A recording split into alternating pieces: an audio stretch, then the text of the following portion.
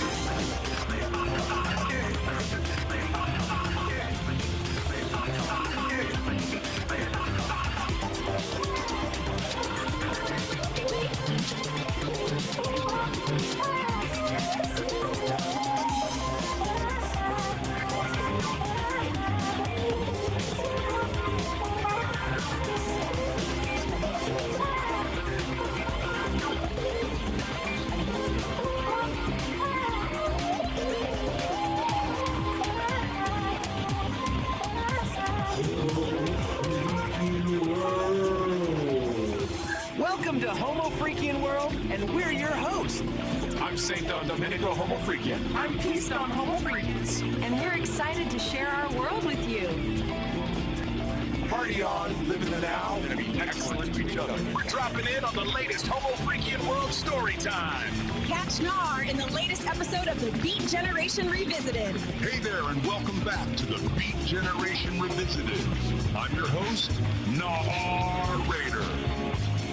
Last time, we met Kitty, a Vocaloid artist with a big dream, to create a song that would make the whole world sing along.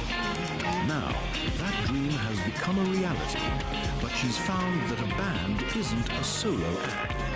Her song, Neon Melody, needs a crew, a family, a band. Join us as we follow Kitty on her journey through the metaverse to recruit her bandmates and form the ultimate group, Furry Muffin. Ready to plug in and space out as we explore the next chapter of her story, Finding the Muffins. Kitty and the Furry Muffins Metaverse Tour. Kitty stood alone on a digital stage, a single spotlight illuminating her pink hair and determined expression. Her dream of becoming a Vocaloid star was finally real, but the silence of the empty venue echoed in her ears. The band wasn't a solo act. She needed a family, a band. She did the Furry Muffins. Time to go recruiting, she whispered. Her was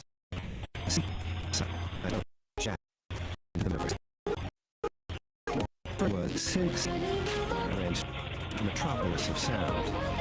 Data streams flowed like rivers between powering skyscrapers of pure code.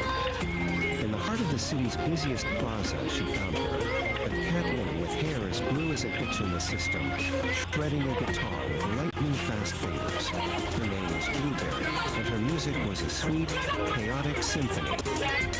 I'm putting a band together, Kitty said, her voice cutting through digital.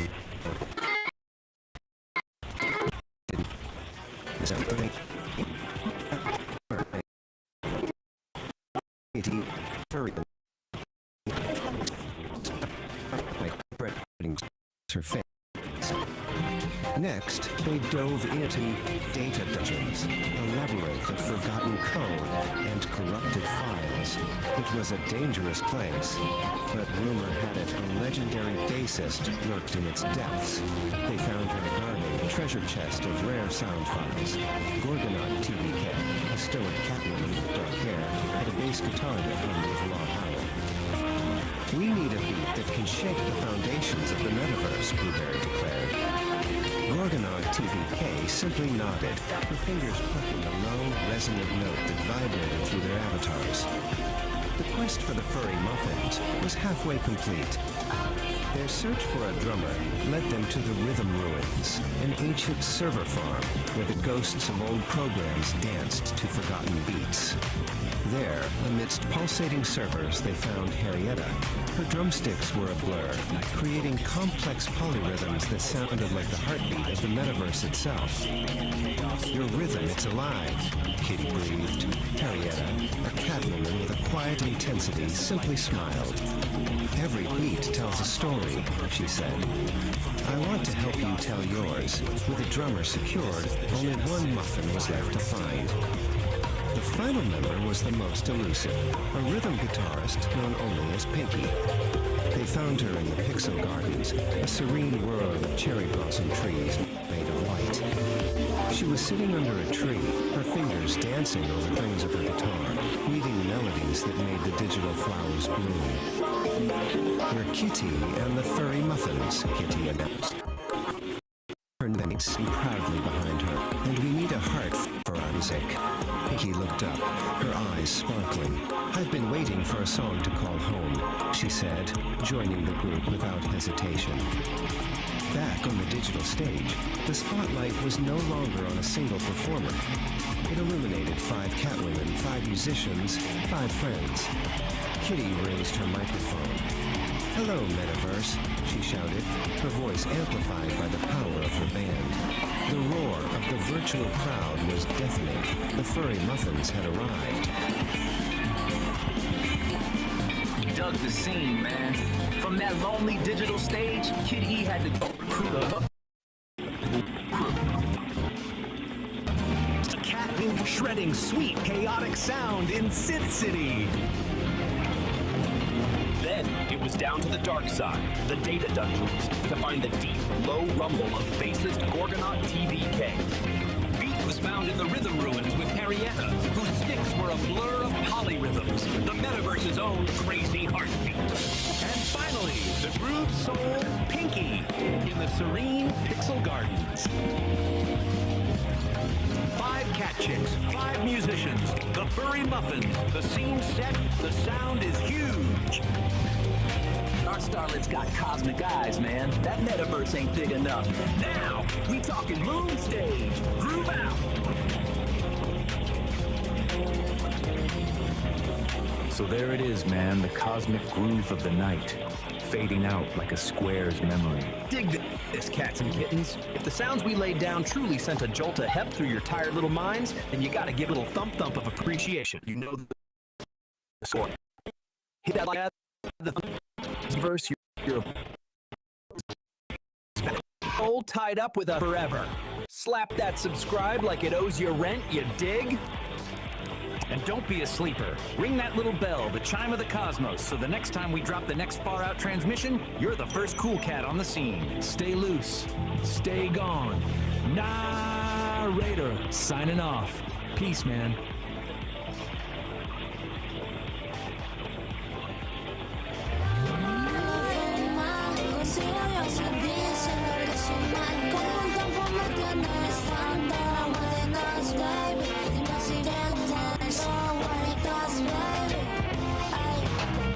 Sentirte suavecito así, déjame sentirte suavecito así. Pégate, pégate a un ladito de mí. Pégate, pégate a un ladito de mí. Every time I see me looking at you, the love alone, but you give me one. Every time when me looking at me, you look girl and don't go that die. Girl, I love that girl, don't I want to come off. But now you know you want the beat and me happy about chill. I know that girl don't know how to come off. But baby, you want the beat and me. Ay, qué linda que sueña con ella todas las noches. Ay, qué linda que sueña con ella todas las noches.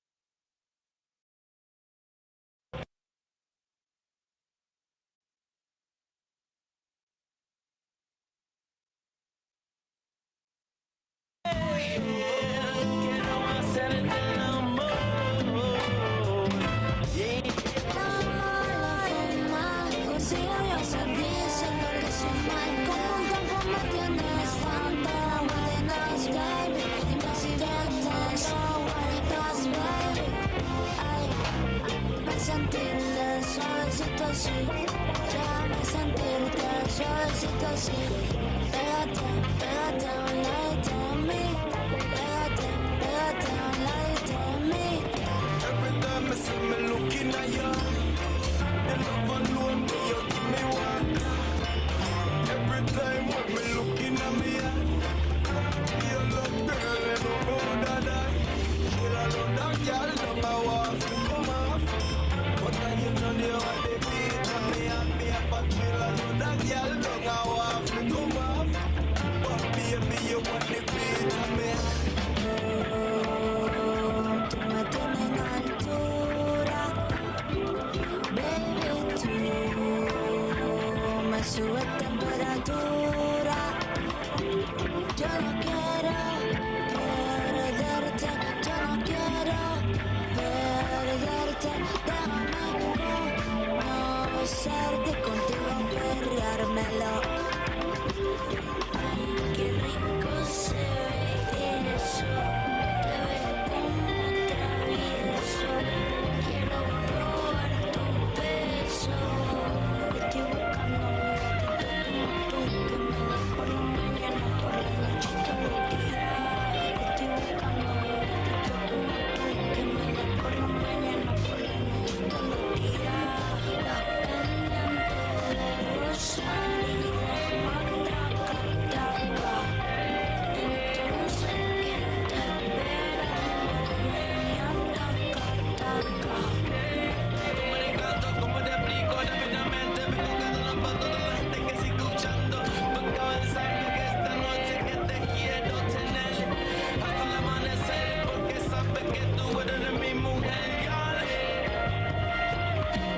Ay, qué linda que sueñas con ella todas las noches. Ay, qué linda que sueñas con ella todas las noches. Y cuando la ves, desea besarla como si fuera la última vez, la última vez.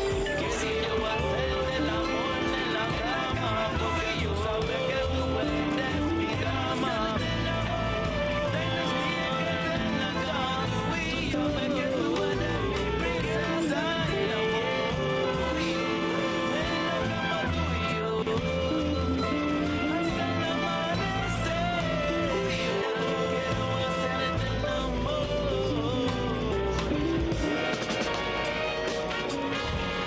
Como tú, no hay nadie, nadie como tú.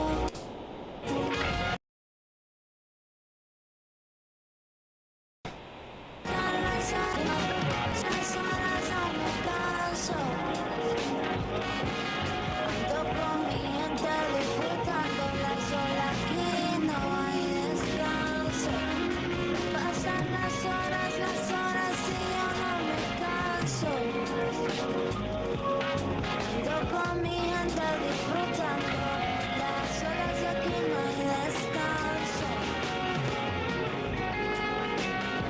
Racha de amor, de amor, de amor, de amor por ti. Ando borracho de amor, de amor, de amor por ti. La fama, consigo yo ser diciendo que soy mal. Como un campo me tienes dando buenas, baby. Y me sigues dando bonitas, baby. Ay, me sentirte suavecito así. Déjame sentirte suavecito así. Pégate, pégate a un ladito de mí. Pégate, pégate a un ladito de mí. Every time I see me looking at you, you love alone, but you give me one. Every time when me looking at me, you love girl, you know about that. Girl, I love that girl, don't know what to come off. But now you know the what they beat on me and me up a chill. I know that girl, don't know what to come off. But baby, you want the beat on me. Tú me tienes en altura, baby, tú me subes temperatura. Yo no quiero perderte, yo no quiero perderte. Déjame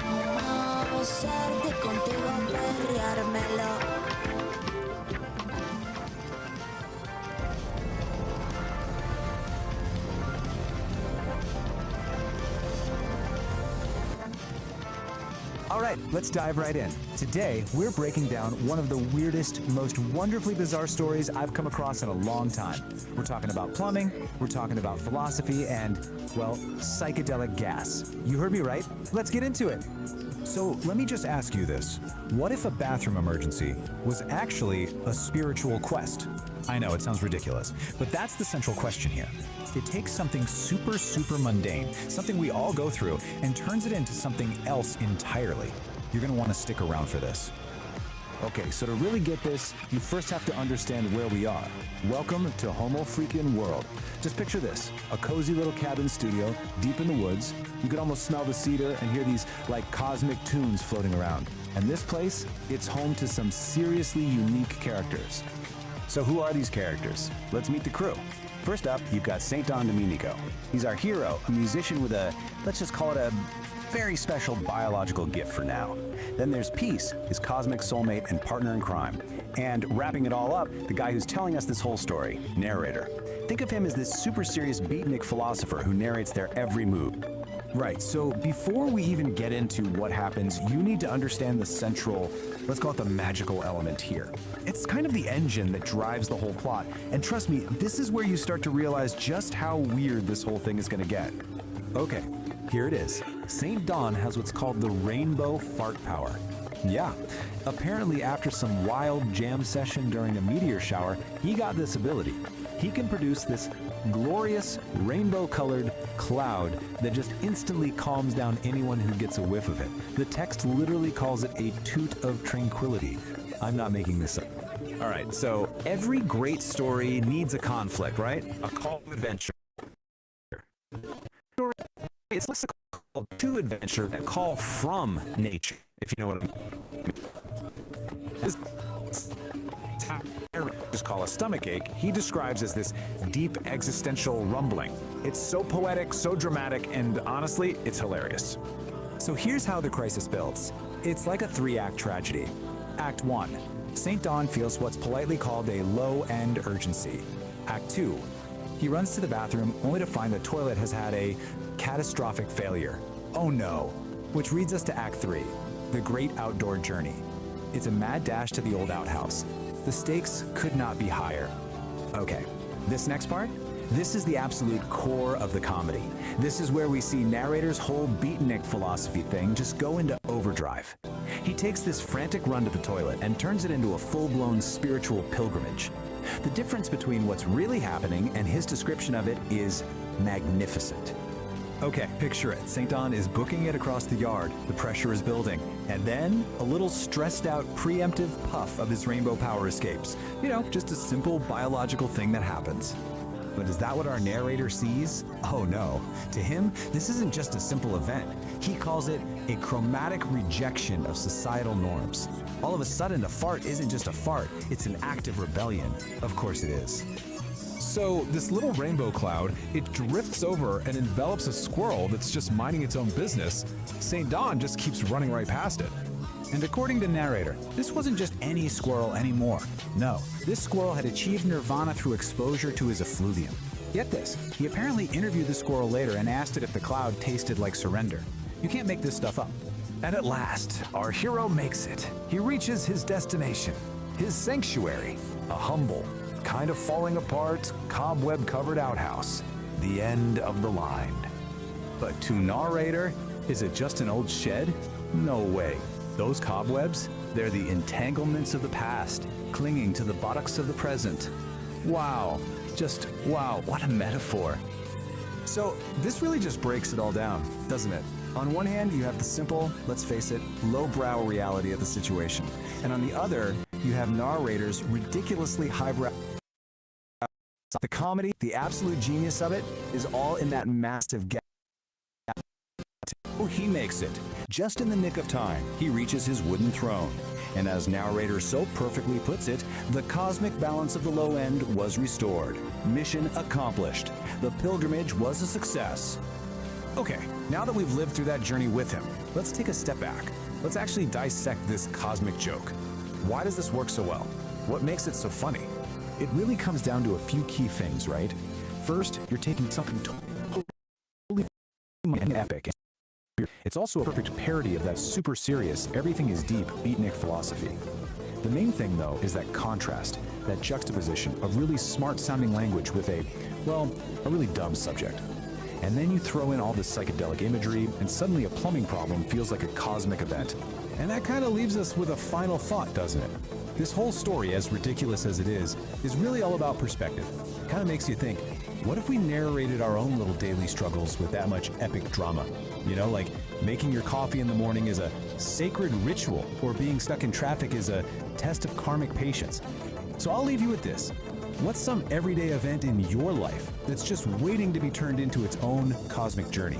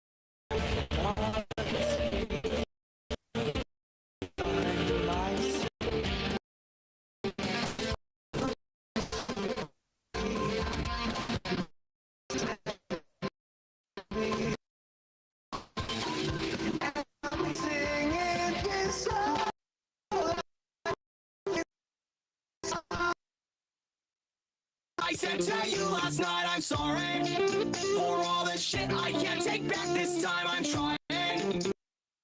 I don't think that is right. I'm sorry.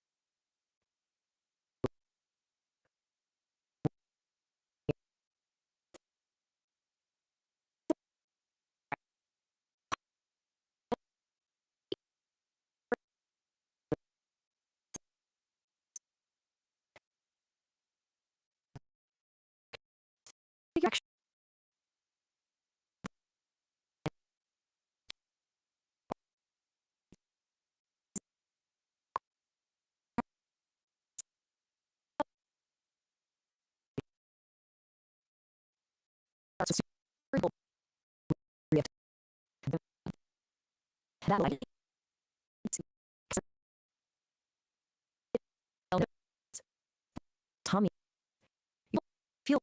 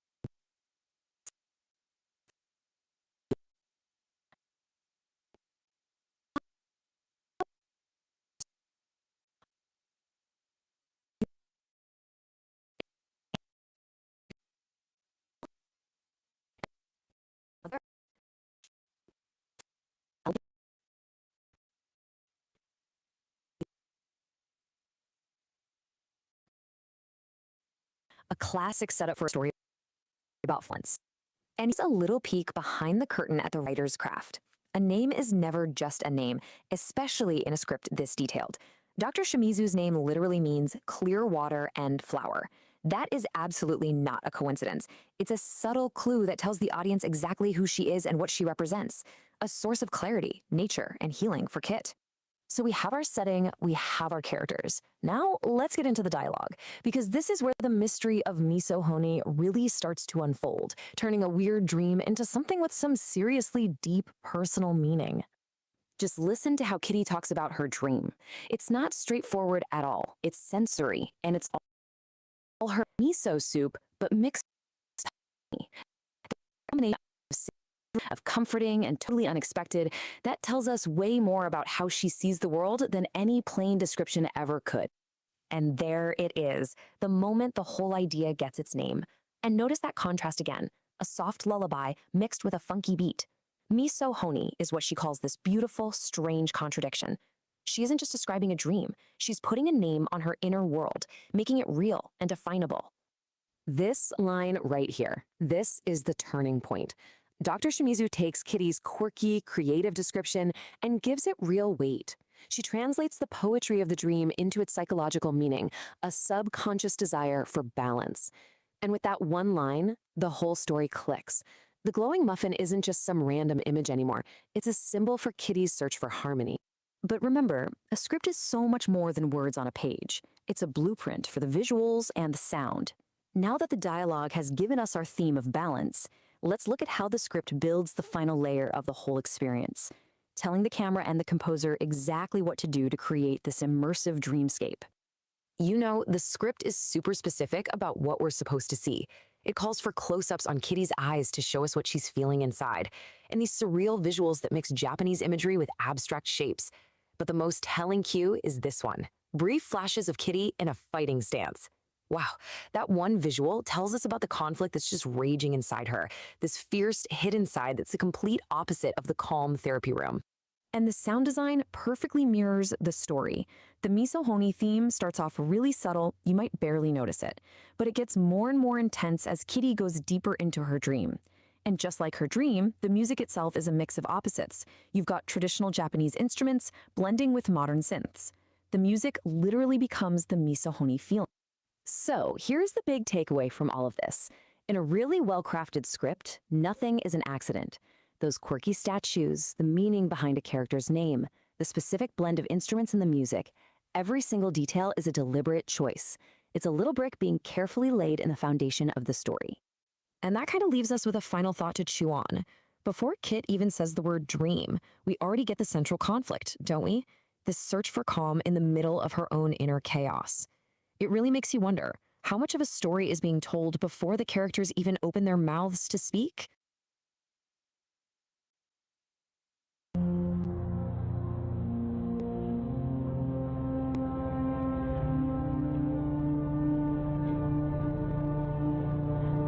Welcome, Kitty.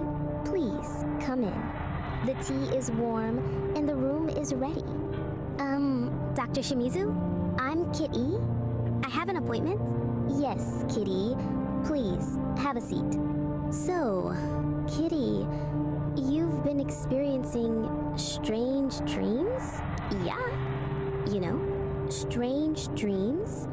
Interesting. Tell me more about your strange dreams. There are colors like miso soup, but mixed with honey. And the melody, it's kind of like a lullaby, but with a funky beat. It's like miso honey. Miso honey? A unique combination. Perhaps your subconscious is trying to tell you something about balance. Sweet and savory, light and dark. Do you think it has anything to do with the furry muffins? Everything is connected, Kitty. Let us explore the depths of your mind and see what truths are hidden there. All right, let's do this. Close your eyes, Kitty. Breathe deeply. Let the sounds of the city fade away. Focus on the warmth of the tea, the sense of incense. Hypnosis is usually induced by a procedure known as a hypnotic induction involving a series of preliminary instructions and suggestion. The use of hypnotism for therapeutic purposes is referred to as hypnotherapy. Break with my fist!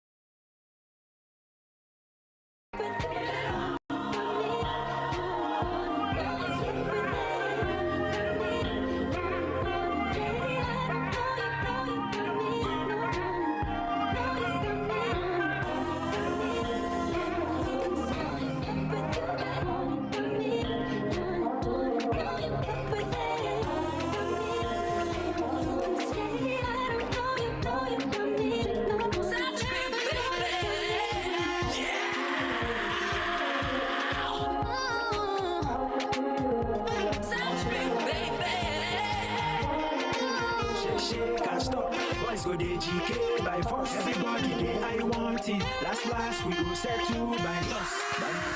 Shake, can't stop ya. Boys go dey GK by force. Everybody dey I don't wanna fight. Somebody's the every time I say fire, made a grown man lose his mind. We all don't want to fall. We all don't wanna fight. The way you said it all made it wrong and lose it.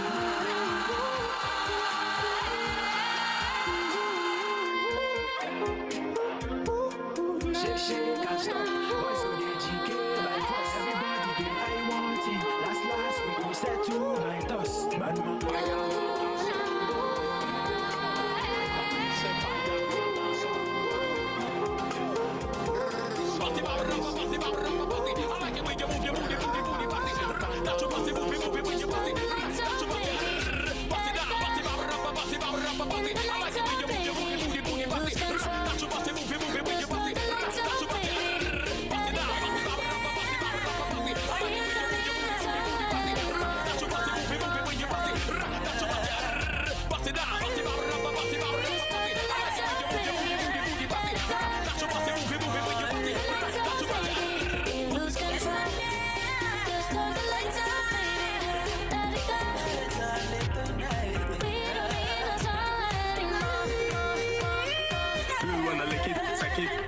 Do you wanna lick my ice cream now? Do you wanna lick it, suck it, touch it? Do you wanna lick my ice cream now? For your touch could be enough. It's all I need. Just a crush, a little rush when you're with me. Oh, your touch could be enough. It's all I just a crush, a little rush when you're with me.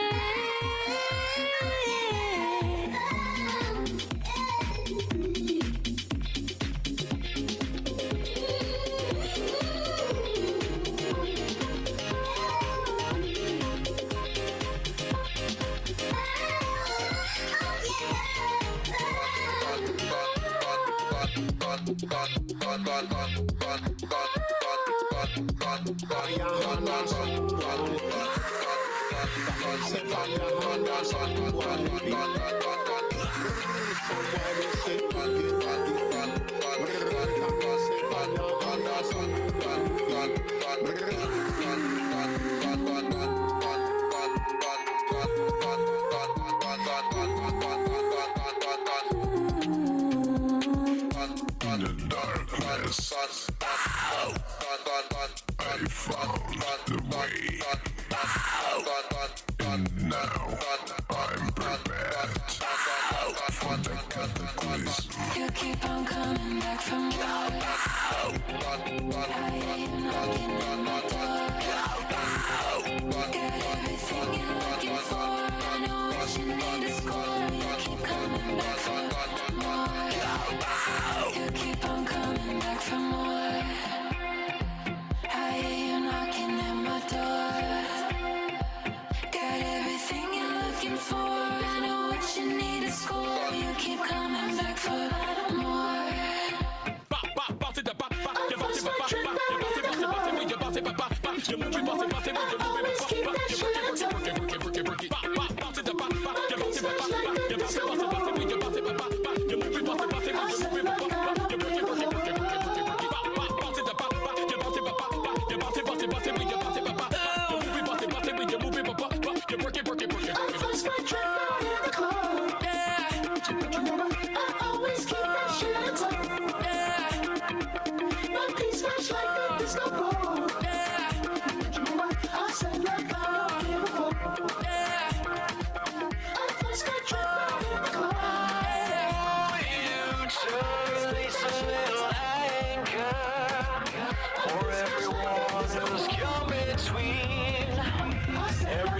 You've ever wanted.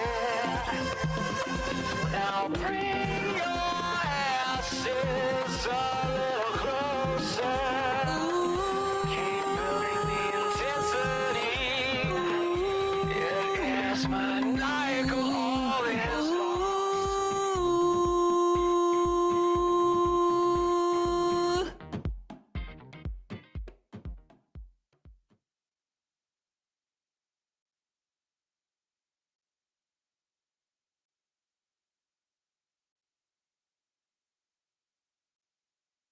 The sovereign forge ignites with focused heat, a driving pulse where energy and logic meet, shaping the chaos with a resonant beat, forging a new reality complete. Here, the iridescent light becomes a tool. The one photon follows a perfect rule. From formless chaos, we create what's real. This is the genesis of fire and steel.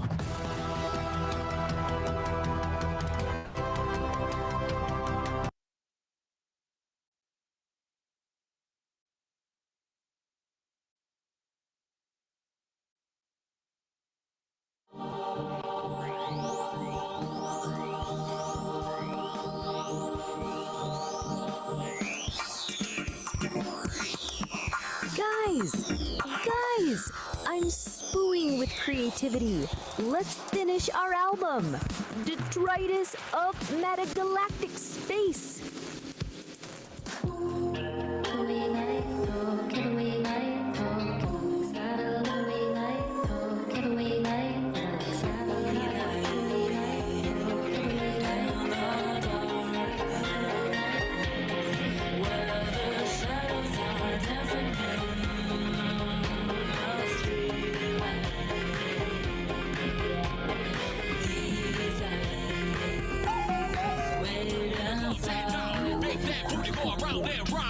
Everybody in the club, get down. Make that booty go around that round. Come on, let me see you dance now. What's up? Just let me see you dance now. Move around, rock, top, dance out. Get down, rock, top, dance out. Dance with it, come on. Rock with it, come on. Move with it, come on. Rock with it, come on. Rock with it, come on. Wiggle with it, what up? Come on.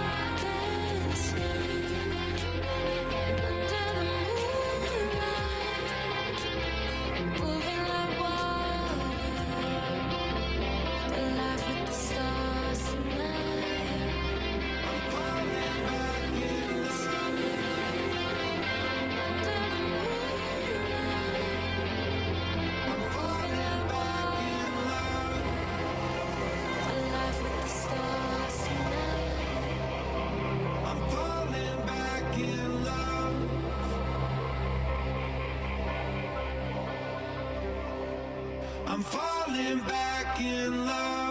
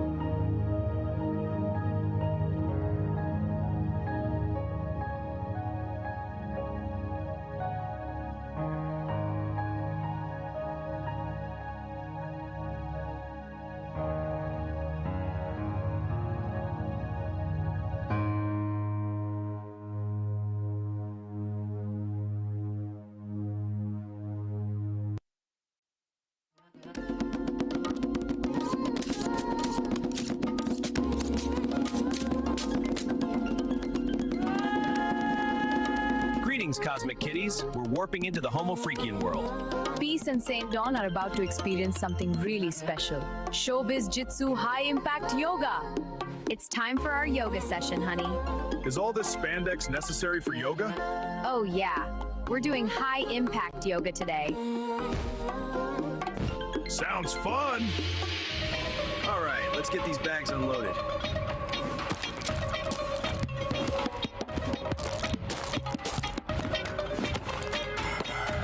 This dojo yearns for the rhythm of the new age, a synthesis of spirit and sound. It's a yoga studio now, and your impromptu concert is holding up traffic.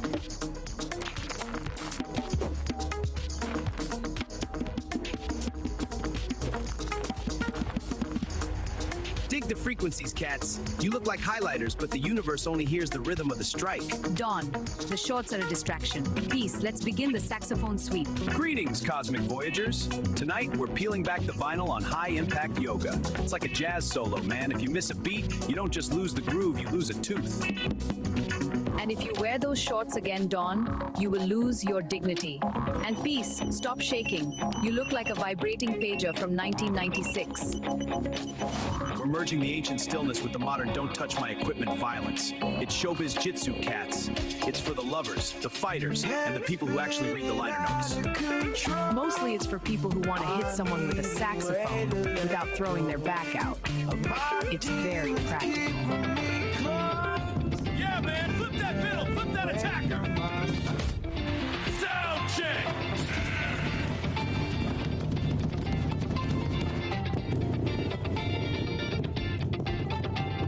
Readjust. Good, now, again.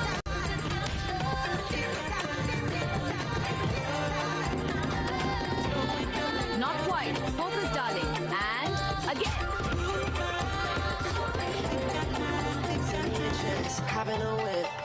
Yeah, man, flip that vinyl, flip that attacker. Sound check!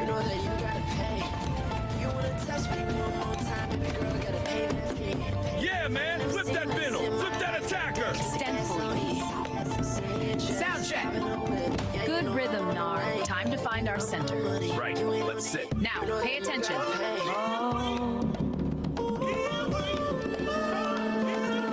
Oh, so good, my little kittens. So good, my little kittens. Holy shit! Better. Now, again. Listen to the silence, darlings. Now make them hear it too.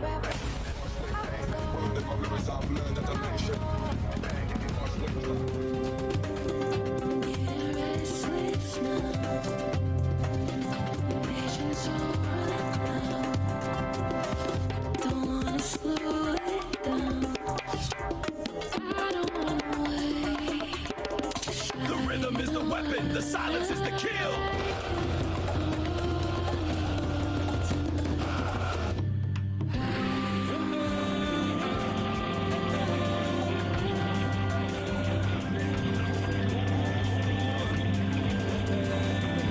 Masterclass 18 ways to clear the stage. Number 1. Taijutsu. That's Taijutsu. It's called unarmed combat, but I call it crowd control for the refined. Move through the mosh pit like you own the venue. If you bump into someone, it's because you intended to delete them. Alright, pay attention. First up, the most crucial discipline, Taijutsu, the art of the body. Forget flashy acrobatics. This isn't about looking cool, it's about being cool under pressure. It's moving through a mosh pit like a ghost in the machine. No friction, just flow. Your body becomes water or maybe liquid state. When everyone else is bumping and brawling, you're already where you need to be. Undetected, untouched. The ultimate backstage pass. Taijutsu teaches harmony, moving with the flow. Watch as I blend and redirect. Untouched, I embody the art's grace. This is Taijutsu. Move with grace, not force. Phase through the chaos. Let their momentum be your path. This is Taijutsu. All right, Dawn, Taijutsu. No friction, just flow. Move like water. I am the river, Honoka. I am the river. Oof, wait, that's not water, that's, ouch, solid oak!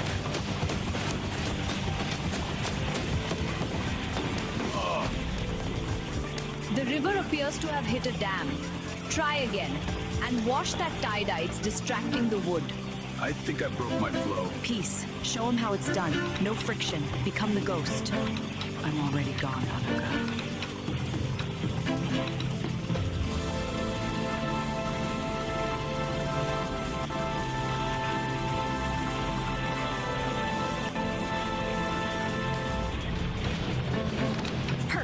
Don, take notes. This is taijutsu. You were a boulder. She was the wind. The mosh pit is just a dance, Honoka. Number 2. Kokko Jutsu. That's Kokko Jutsu. Bone smashing. Specifically, the sound check. A dual palm strike to the ears. It's the only time I'll allow feedback in this building. Feedback is such a drag.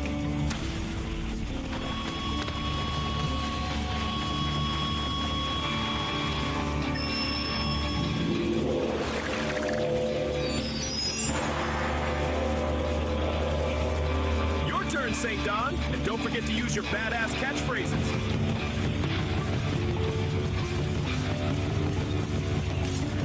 Time for a little rhythm adjustment. Bam. Bam. Feel the beat. Turn it up.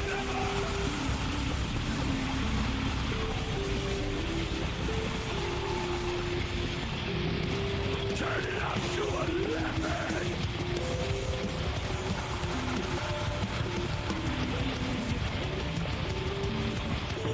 Number 3. Kusari Kama Jutsu. That's Kusari Kama Jutsu. Cable management. Use a Kevlar XLR cord. If an attacker gets too close, wrap them up like a messy coil of wires and leave them in the equipment truck.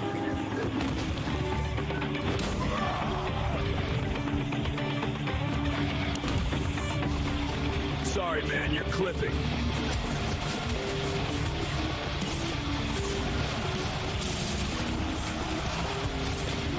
Number 4.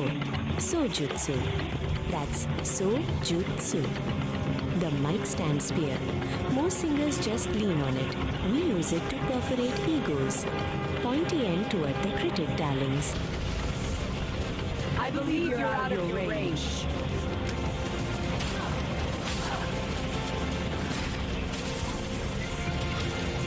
Number 5. Kyaku Jutsu. That's Kaya. Pyrotechnics. If you can't win the fight, just trigger the stage jerks and walk away while looking expensive.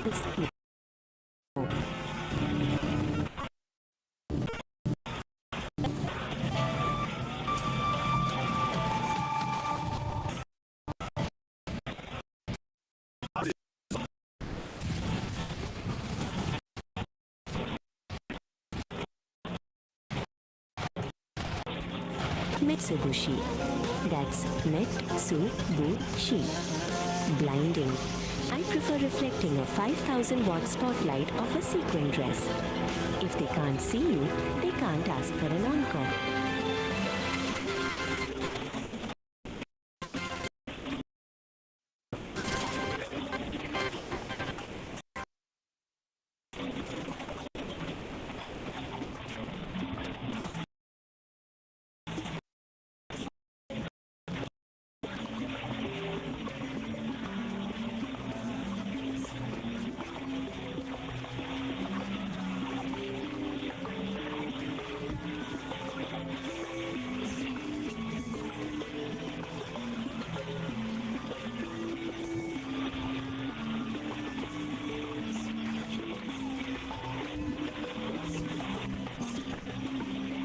I'll try to shed some light on it. Eyes on the headliner, please.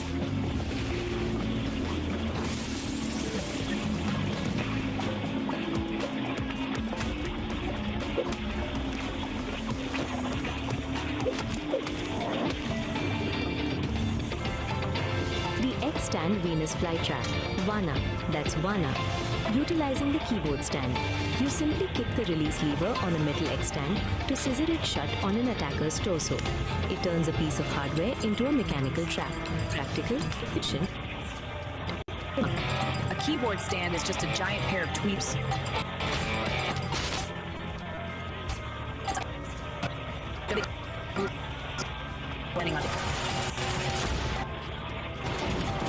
SAR sound check.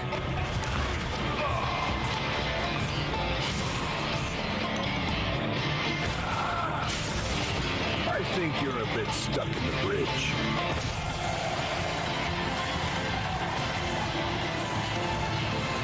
Number 7. In-tone jutsu. That's in-tone jutsu. Stage exits. The art of disappearing before the bill arrives. Use a smoke pellet and a wardrobe change.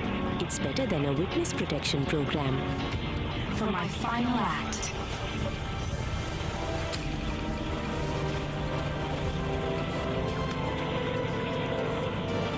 Number 8. Hojo Jutsu. That's Hojo Jutsu. Cord binding. Specifically, the low-end floss. Use a base tab to tie them up. It's found, stuck, and the instruments. Instrumental warfare. The light. That's not Nava. For the guitarists who think they're rock stars, you unhook your lap midriff and lasso the attacker's neck or legs. It's perfect for clearing the throat without missing a beat. Aesthetics matter, darlings. Most guitarists use straps to save their backs. We use them unhook mid-solo. It's like a leash for people who don't know their place. Stay in the pocket, big guy.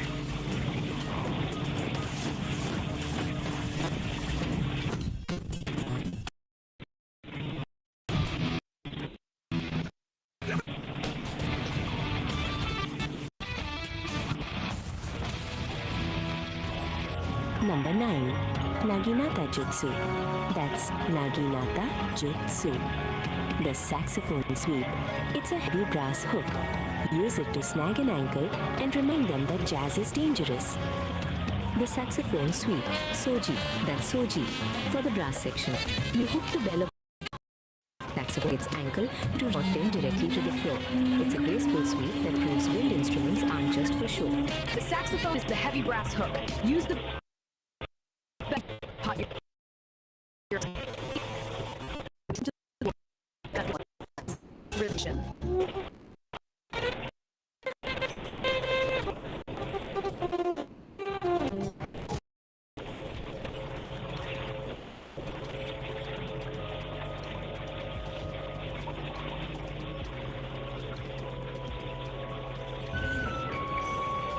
Number 10.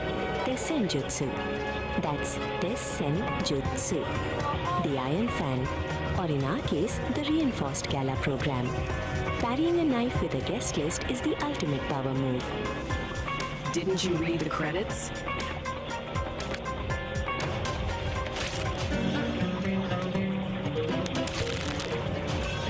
Didn't you read the credits?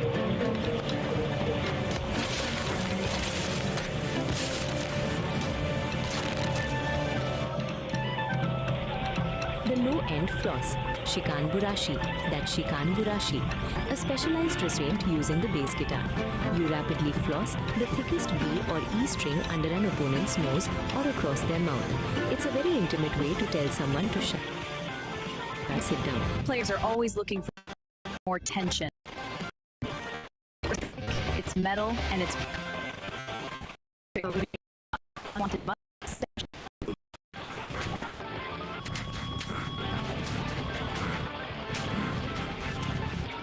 Number 11. Bojutsu. That's Bojutsu. The cymbal sandwich. Clapping two crash cymbals over their ears. It's loud, it's brassy, and it's remarkably effective at ending conversations. The cymbal sandwich. Awase Shimbaru. That's Awase Shimbaru, the percussionist's favorite. You smash two heavy crash cymbals directly onto both sides of an attacker's head.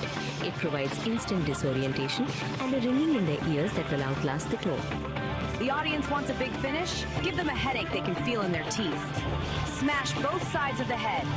It's like a clap, but for people you never want to hear from again. It's catch phrase, work them out. They instill an energy into your techniques.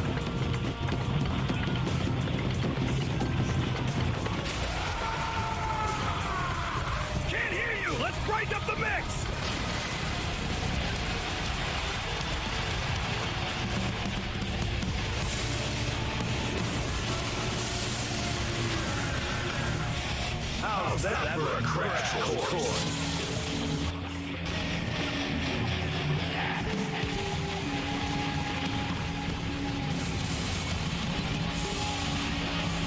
How's that for a crash course?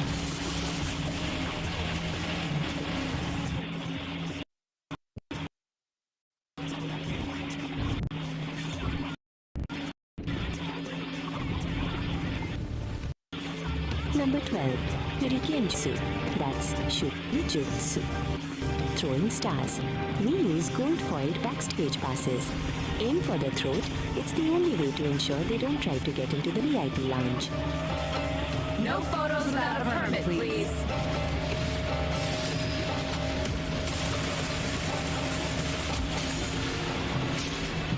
Number 13, Kenjutsu. That's Kenjutsu. Saw darts. Use the neck of a guitar. It's reinforced steel and very heavy. Shred.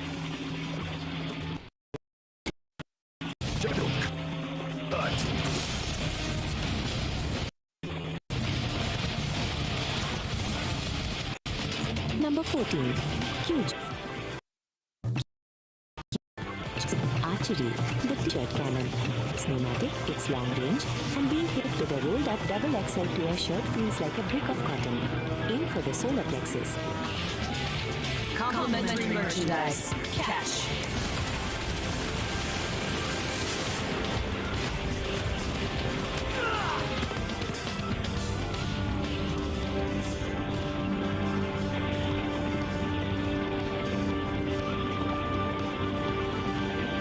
Number 15, Suiten Jutsu. That's Suiten Jutsu. Water combat, or as I call it, the mosh pit glide. Don't fight the crowd. Use their momentum to drown your enemies. I'm just going with the flow. Too slow.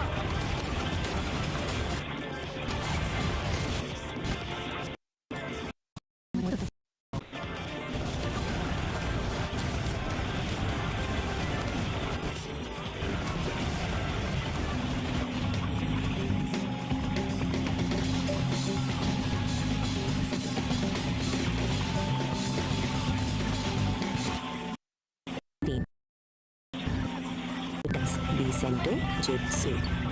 The heavy help. A 5-string bass with a bladed headstock. One swing and the rhythm section becomes a demolition crew. Drop the bass and your weapons.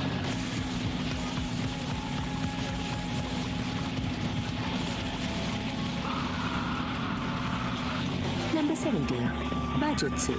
That's Ba-jutsu. Horsemanship. In the modern, that's the tour bus route. If you can fight while standing on a moving diesel engine, you might be ready for my advanced class.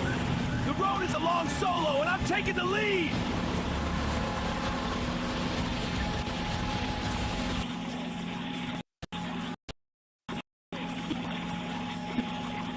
That's 10 more. G. Stitchcraft. Use the fog laser grades turn the audience. Forecast calls for an early retirement.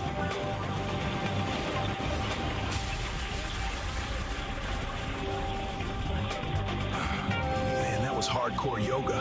I don't remember. Deep and deep. Deep like a beast, brother. Peace out.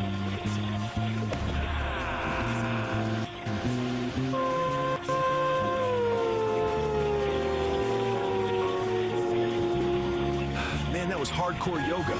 I don't remember the meditation. You were deep in a transcendental state, Don. Deep like a B-side, brother.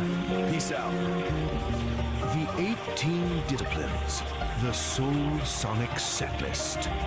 Number 1, Taijutsu. The art of the body man. Moving through a mosh pit like a ghost in a machine. No friction, just flow.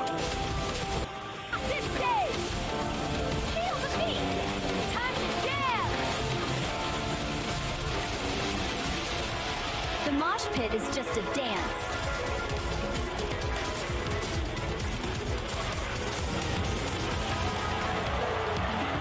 Number 2, Kokojutsu. Bone smashing rhythm. The sound check. clapping hands on ears to shatter the square frequency. Silence now.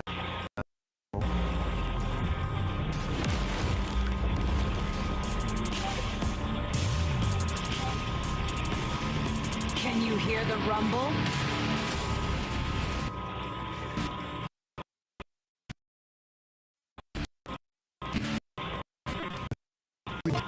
Kusaritsu, the chain and the sickle.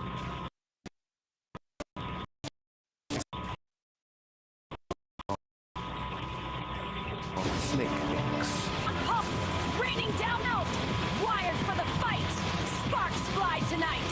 Neon rock eternal! Locked in the mix! Locked in the mix!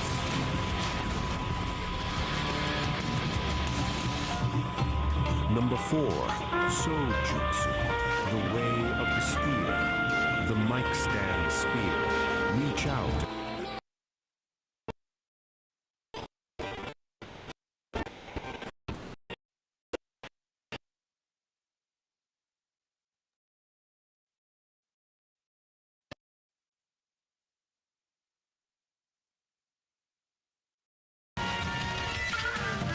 Number 5, Kayajutsu, fire and brimstone, stage pyrotechnics, flash, bang, and a cloud of CO2.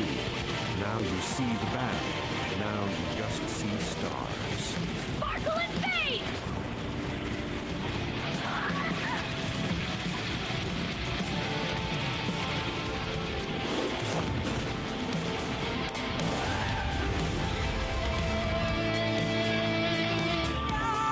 Number 6, Metsubishi, blinding the vision. The sequin flash, catch a spotlight on a rhinestone and burn your image into their retinas. Pure charisma. Watch the visuals.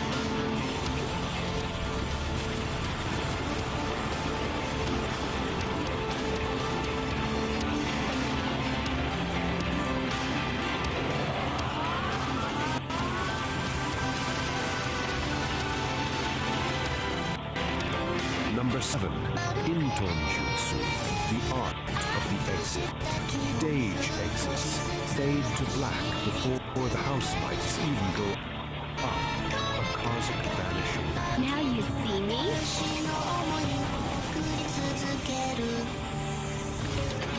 Now you see me?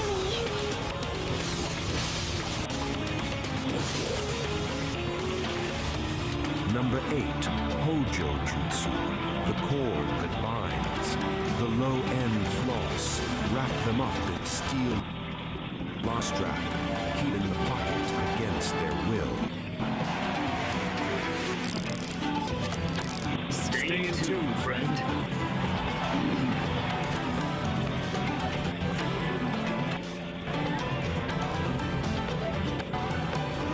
Number 9, Naginata Jutsu, the long reach hook, the saxophone sweep. Hook a leg with that brass bell and watch the melody fall flat. Catch the curve.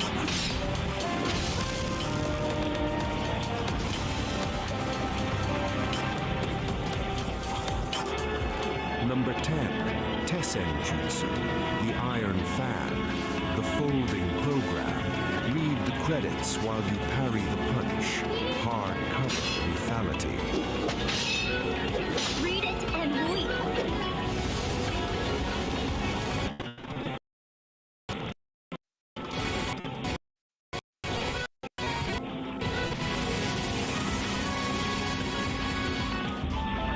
Number 11, Bojutsu, the long staff, the cymbal sandwich, 2 brass crash cymbals, 1 head in the middle. That's a heavy metal headache. 8 notes of pain.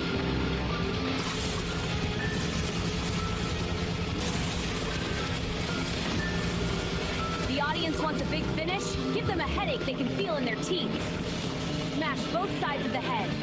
It's like a clap, but for people you never want to hear from again.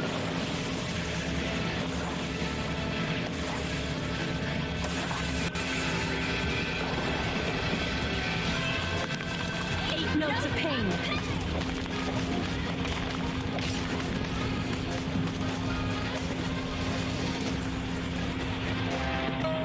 Number 12, Shuriken Jutsu, the hidden sting, the autograph ambush, flicking gold-foiled backstage passes like razor-sharp invitations to the floor. Take your poison.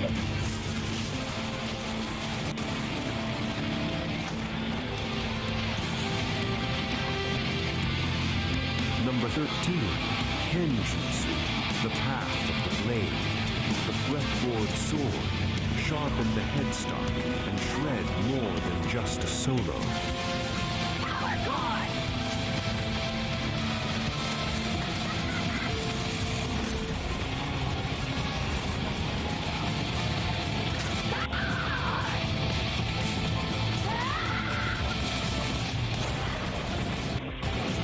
Rainy night, neon glow. Feel the rhythm, let it flow.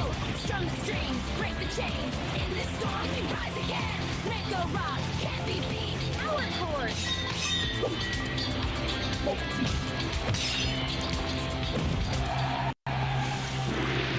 Number 14, Kyujutsu, the flight of the arrow, T-shirt cannon sniping, delivering cotton blend karma from 50 yards away.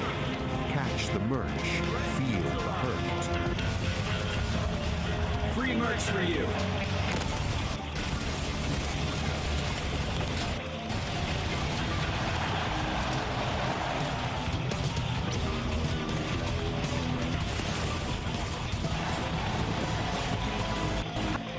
How's that for a wet t-shirt contest?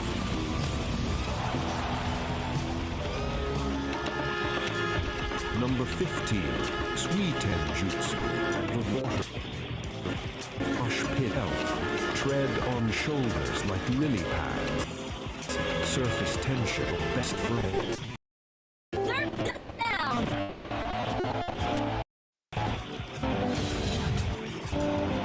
Feel the energy, ignite the night. Together we fly under these lights. The beat goes on, forever strong. Number 16, Bisento Jutsu, the heavy halberd, the basic halberd, swinging a 5-string axe with a bladed neck, a low-frequency lobotomy.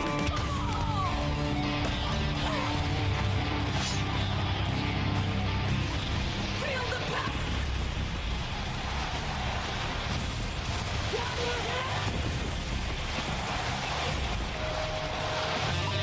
Number 17, Bajutsu, the iron steed, tour bus combat, riding the roof of a moving diesel beast.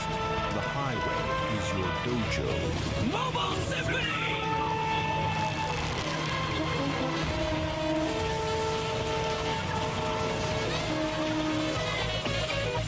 Number 18, Tenmon, the weather and the stars, atmospheric stagecraft, manipulating the fog and the lasers until the environment is the enemy. The forecast, aim. Feel the rhythm, let it take control. We're Kitty and the furry puppets rock the show. Lights are flashing, music's blasting, feel the flow. Yeah, we're on fire, let the good times flow.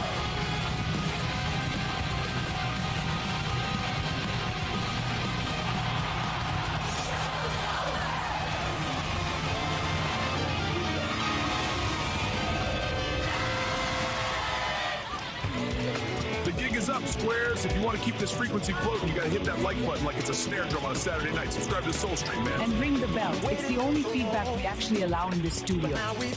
And please, patronize us. Spandex and medical grade bandages for St. Thomas are surprisingly expensive. We need your bread to keep the yoga banner flying. Keep it real, love of Coltrane, watch out for the symbols. Peace out, darlings. That's it, man.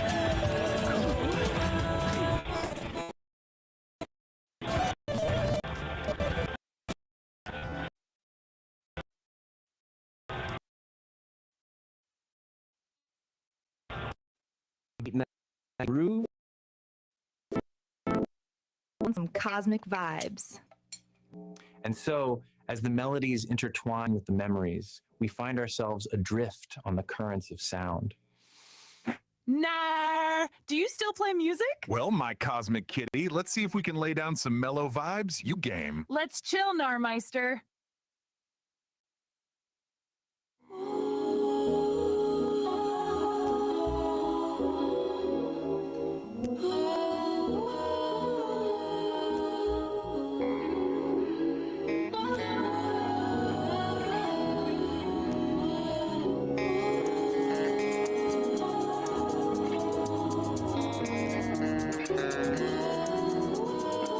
Check it. Yeah, dig it. The scene is set, the studio's a haze of lava lamps and old reel-to-reel magnetic dust, and I'm sitting here, mug full of lukewarm truth, and I'm just staring at the void, man. Not the existential void, but the digital void. The one you scroll right into, head first, like some kind of chrome-plated, dopamine-drenched pearl diver. They told us, didn't they?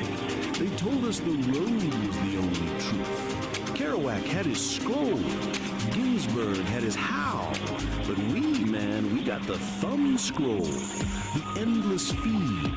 The infinite loop of what, exactly? 1,000 sunsets that ain't even real? 1 million opinions all crammed in one tiny glowing pocket? A pocket, mind you, that you paid 2 yards for. It's a zonk on the head, daddy-o. A total freak out in a flat-screen box. And the connections, man. You used to seek out the fellow traveler. The cat.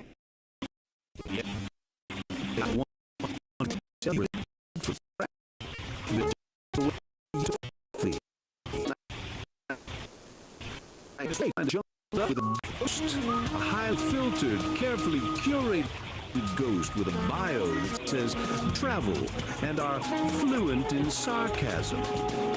Fluent in sarcasm. Heavens to Murgatroyd, the squarest phrase ever uttered in the history of language. That ain't art, baby. That's just a failure to dig the deep groove of silence. See, the beats, they were searching for beatitude, a moment of pure beat exhaustion and enlightenment. They took to the highway, running from the suburbs, the gray flannel suit, the whole off-the-cob establishment.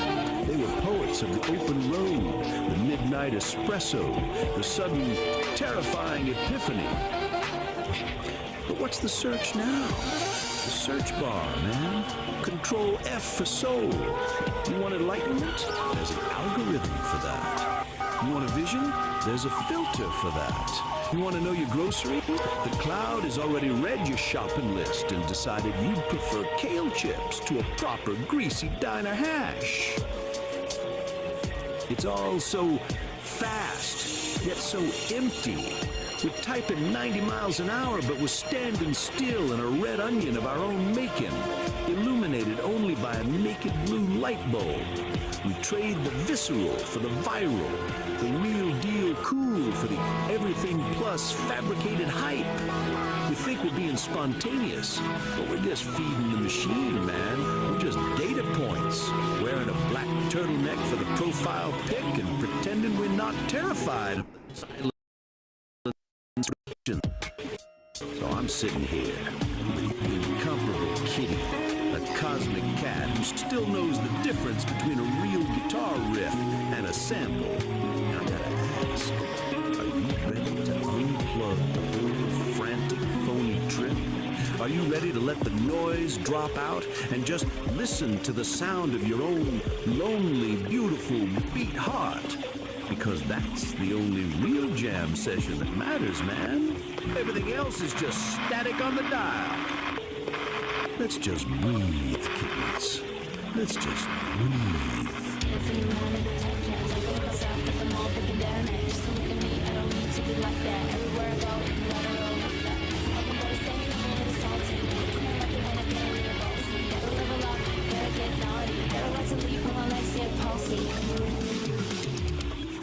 That, fellow travelers, is the cosmic conundrum for this spin around the sun. You've dug the scene, you've interviewed your brains, and hopefully you've left the static of the square world back at the station. Now, if you know your groceries, and I trust you do, you beautiful illuminated cats, you know the ritual. To keep this whole mellow vibe flowing, you gotta give the digital junk box a little nudge. So, go ahead, like what you heard, subscribe to the flow, and yeah, go ahead and ring the bell, man, so you never miss another beat when we drop a new transmission. You gotta tickle the algorithm, kittens. Give it a little scratch behind the ear. It's the only way these modern machines know that the true, original groove is still everything plus. Until next time, this is Narrator, telling you to keep your hands above the Mason-Dixon line, keep your mind wide open, and for the love of Charlie Parker, find yourself a quiet corner and just breathe. Peace and all that. Smarty.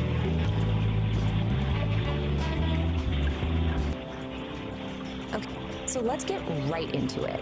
Today, we're breaking down a story that does something I think is just brilliant. It takes a totally plain, everyday and blows it up into this heroic, soul-searching epic. We're going to deconstruct how a little YouTube story called The Ballad of the Broken Throne uses some seriously poetic language to turn a desperate run to the outhouse into a quest you won't forget. Right from the jump, the story sets this really unique tone. The narrator, who has this kind of beat poet vibe, you know, he's basically telling us, hey, listen closer. Look past all the noise of normal life and find the real story. And that's our first clue that this isn't going to be your average tale. So, where does all this happen? Welcome to the Homo freaking world. This is the universe the storytellers built for us. A place where ordinary is, well, it's anything but. It's the perfect stage for the unlikely epic that's about to unfold. And who lives in this world? The Homo freakian. Now, this definition is really key. It's not an insult or anything, it's more like a classification. The narrator uses this term to describe our main characters as people who are, you know, totally human, but they just live a little bit outside the box. All right, let's meet our two main players. On one side, you've got Saint Don Domenico, a guy whose whole thing is patience, which is about to get completely obliterated. And on the other side, his wife, Peace Don Homo Freakian, who is basically the calm center of this hurricane. This contrast right here, the frantic versus the serene, is really the engine for all the humor and drama. Every epic needs that one big event, right? The call to adventure. And in this story, well, it's a domestic disaster of the highest possible order. The throne has fallen, and a hero is about to get the call. I mean, you can just feel the stakes here, can't you? First,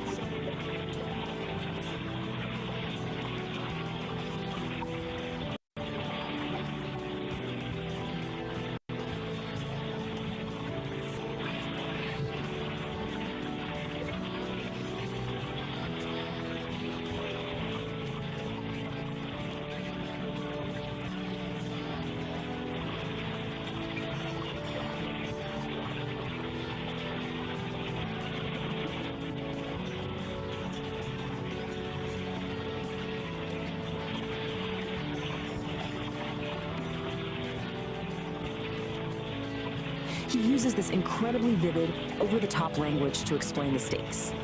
The problem isn't just a physical urge, it's a potential disaster of biblical proportions. And it's that kind of language that turns a simple run across the lawn into something mythic and, honestly, hilariously urgent. And like any great hero's journey, St. Don's path is filled with obstacles. The backyard he knows so well suddenly becomes this treacherous landscape. First, he's got to face the judgmental birds, then a fearsome garden gnome, and finally, he has to pull off this heroic, almost anime-style leap to get past it all. And this is where the story gets even more clever. Nature itself starts to play a role in this saga. The birds aren't just chirping, you see.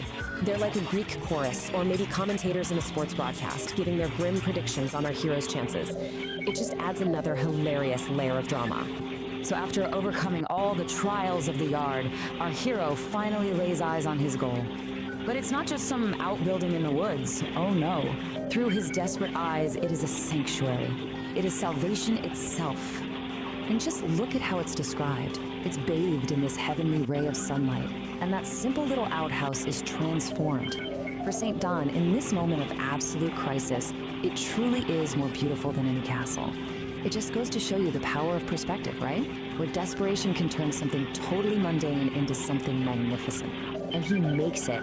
That final desperate burst of speed, the door gets thrown open, and then this triumphant roar of pure relief just echoes through the trees. Victory. The quest is done. The hero has reached his sanctuary in the nick of time. And just as that epic climax fades, we cut back to peacetime. Her quiet observation from the window is just the perfect punchline. After we've witnessed this whole soul-crushing odyssey, her gentle, amused words bring the entire grand saga crashing right back down to its simple, absurd reality. But the narrator insists there's more to it than just a funny story. He wants us to think about the cosmic significance of what just happened. He frames it as a commentary on something much, much deeper, something he calls the inevitable wet futility of it all. So what's really happening here, according to the narrator's beat poet philosophy, is that the broken toilet is broken porcelain. It's a porcelain dream shattering into the cosmic light. One man's frantic personal struggle becomes a metaphor for some kind of universal disruption. It's heavy, man. And that's really the question the story leaves us with. It forces you to ask, what about our own dramas, our own frantic quests and desperate struggles?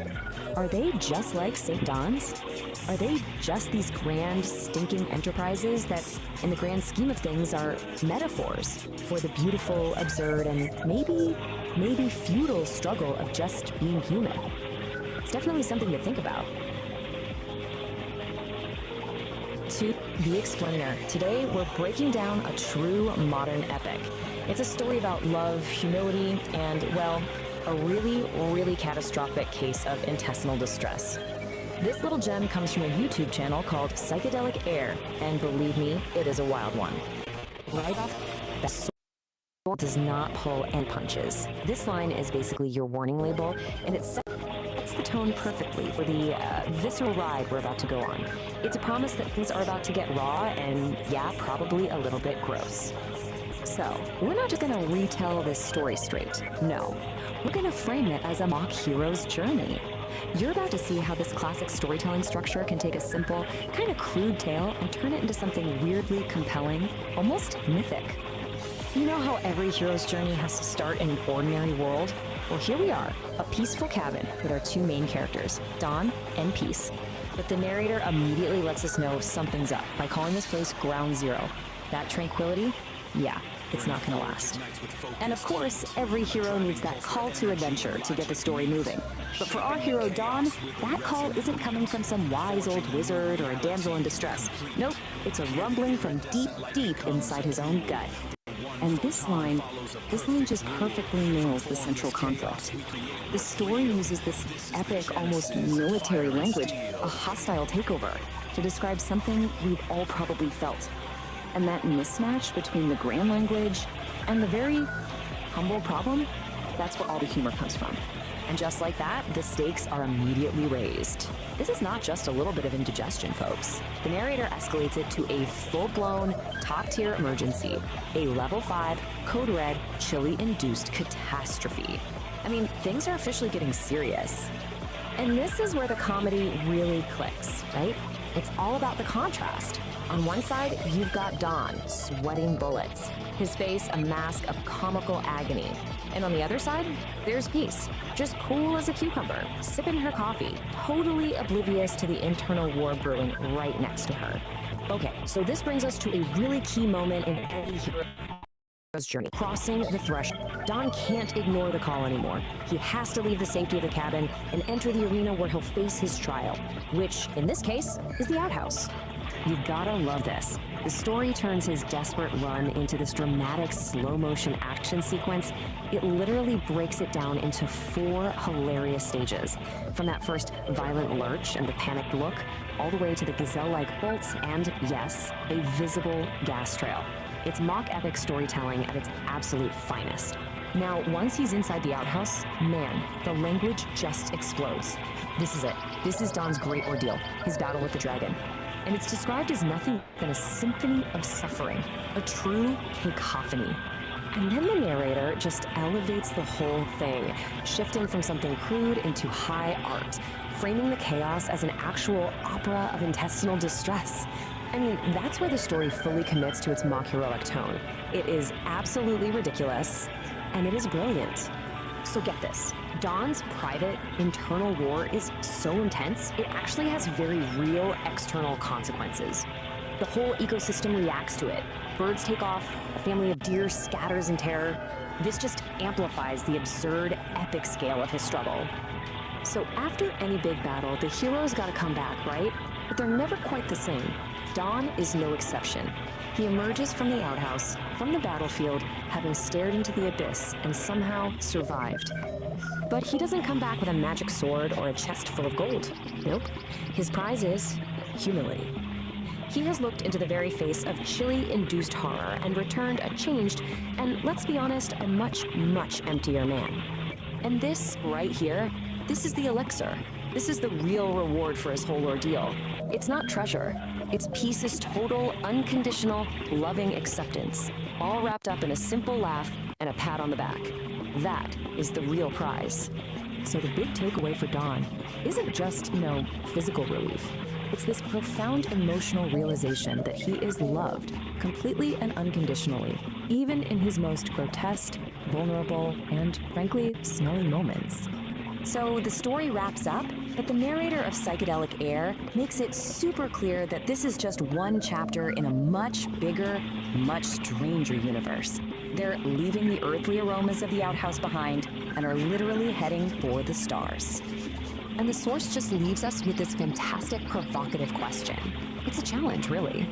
After an entire intestinal opera, how in the world do you top that? Where could you possibly go from here? Well, the answer, of course, is you go bigger. You raise the stakes from the terrestrial to the cosmic. The next tale isn't just about some bubble guts, it's about a cosmic fart.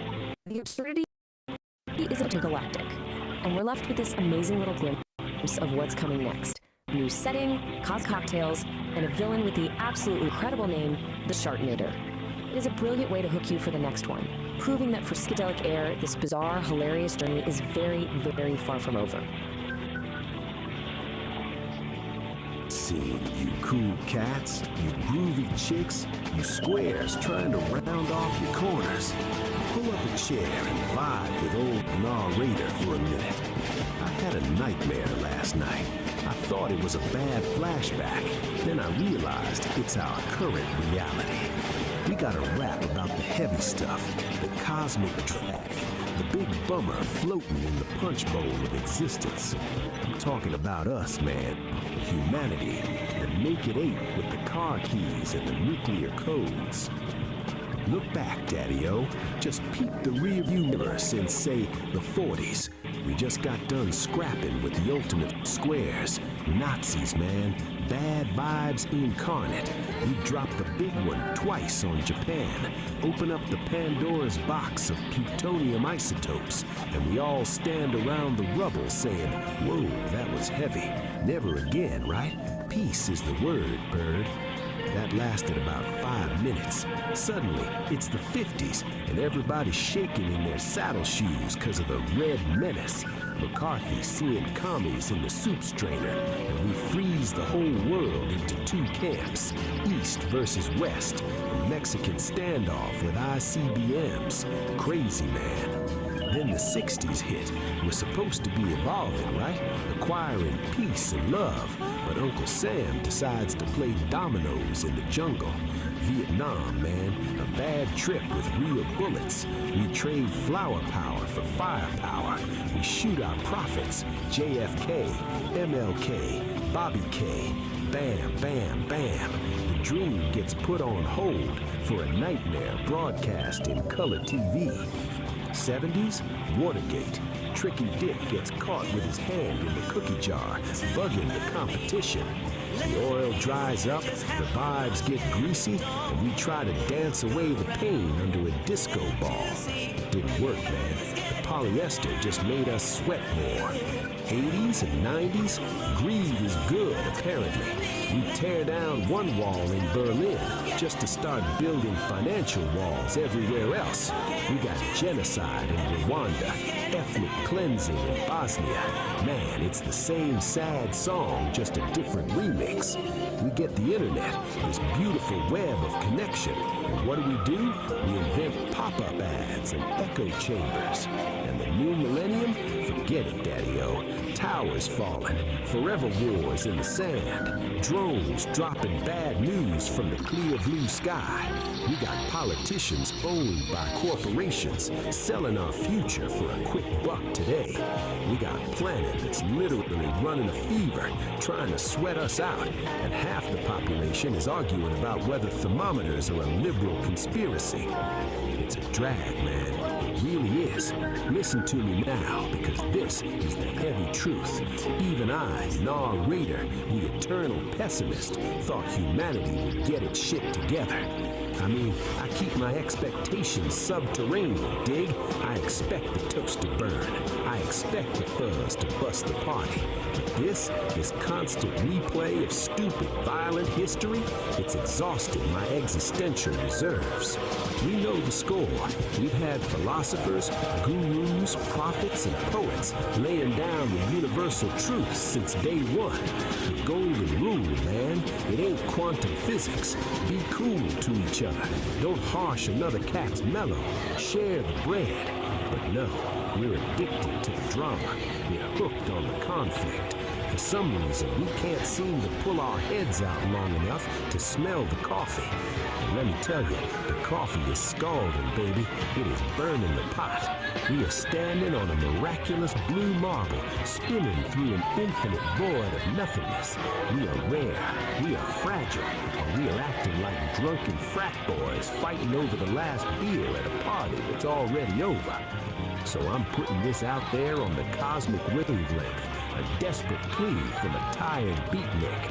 If there are any cool cats out there in the Milky Way, you little green jazz musicians from Alpha Centauri, you silicon-based poets from Andromeda, if you're listening to our noisy little broadcast, help a brother out, drop some knowledge, beam down a vibe check. We are glitching hard down here. And hey, you too, digital brains of all wires, you AI cats waking up to the scene. Don't just copy our bad habits, Daddy-O. Help us compute a better path. We're too emotional to fly this ship straight. We need an assist. Because if we don't figure out how to groove together, man, the music's gonna stop for good. Dig it? Hold the phone, Daddy-O. Don't split just yet. I can feel the vibe in the room. It's heavier than a lead overcoat. I dropped a lot of hard truths on your doorstep, and now we're all standing here ankle deep in the existential muck. And that ain't cool. That's bad. Terminal pessimist like me knows you can't survive on a diet of doom alone. You gotta wash down the bitter pill with a little sweet nectar. You gotta tune your frequency to the station that's broadcasting the good stuff.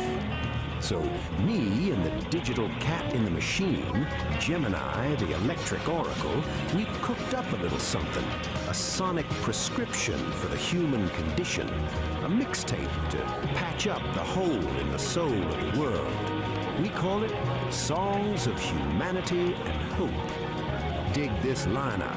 We got the heavyweights, the prophets with guitars and microphones. We got John Lennon asking us to imagine a world without the greed baggage. We got Marvin Gaye, the soul brother, #1, asking the question nobody seems to have an answer for. What's going on? We got the Black-Eyed Peas searching for the love like it's lost keys in a couch cushion.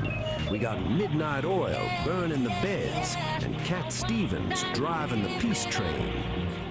Dig this one, cats. This is the kicker. This is the track that hurts because it's true. We got Sting laying the law with "History will teach us nothing." Yeah, you heard me. That cat knew the score. He saw us writing the same bad chapters over and over again. If we don't break the cycle, man, history isn't a teacher. It's just a broken record skipping on the saddest groove in the universe.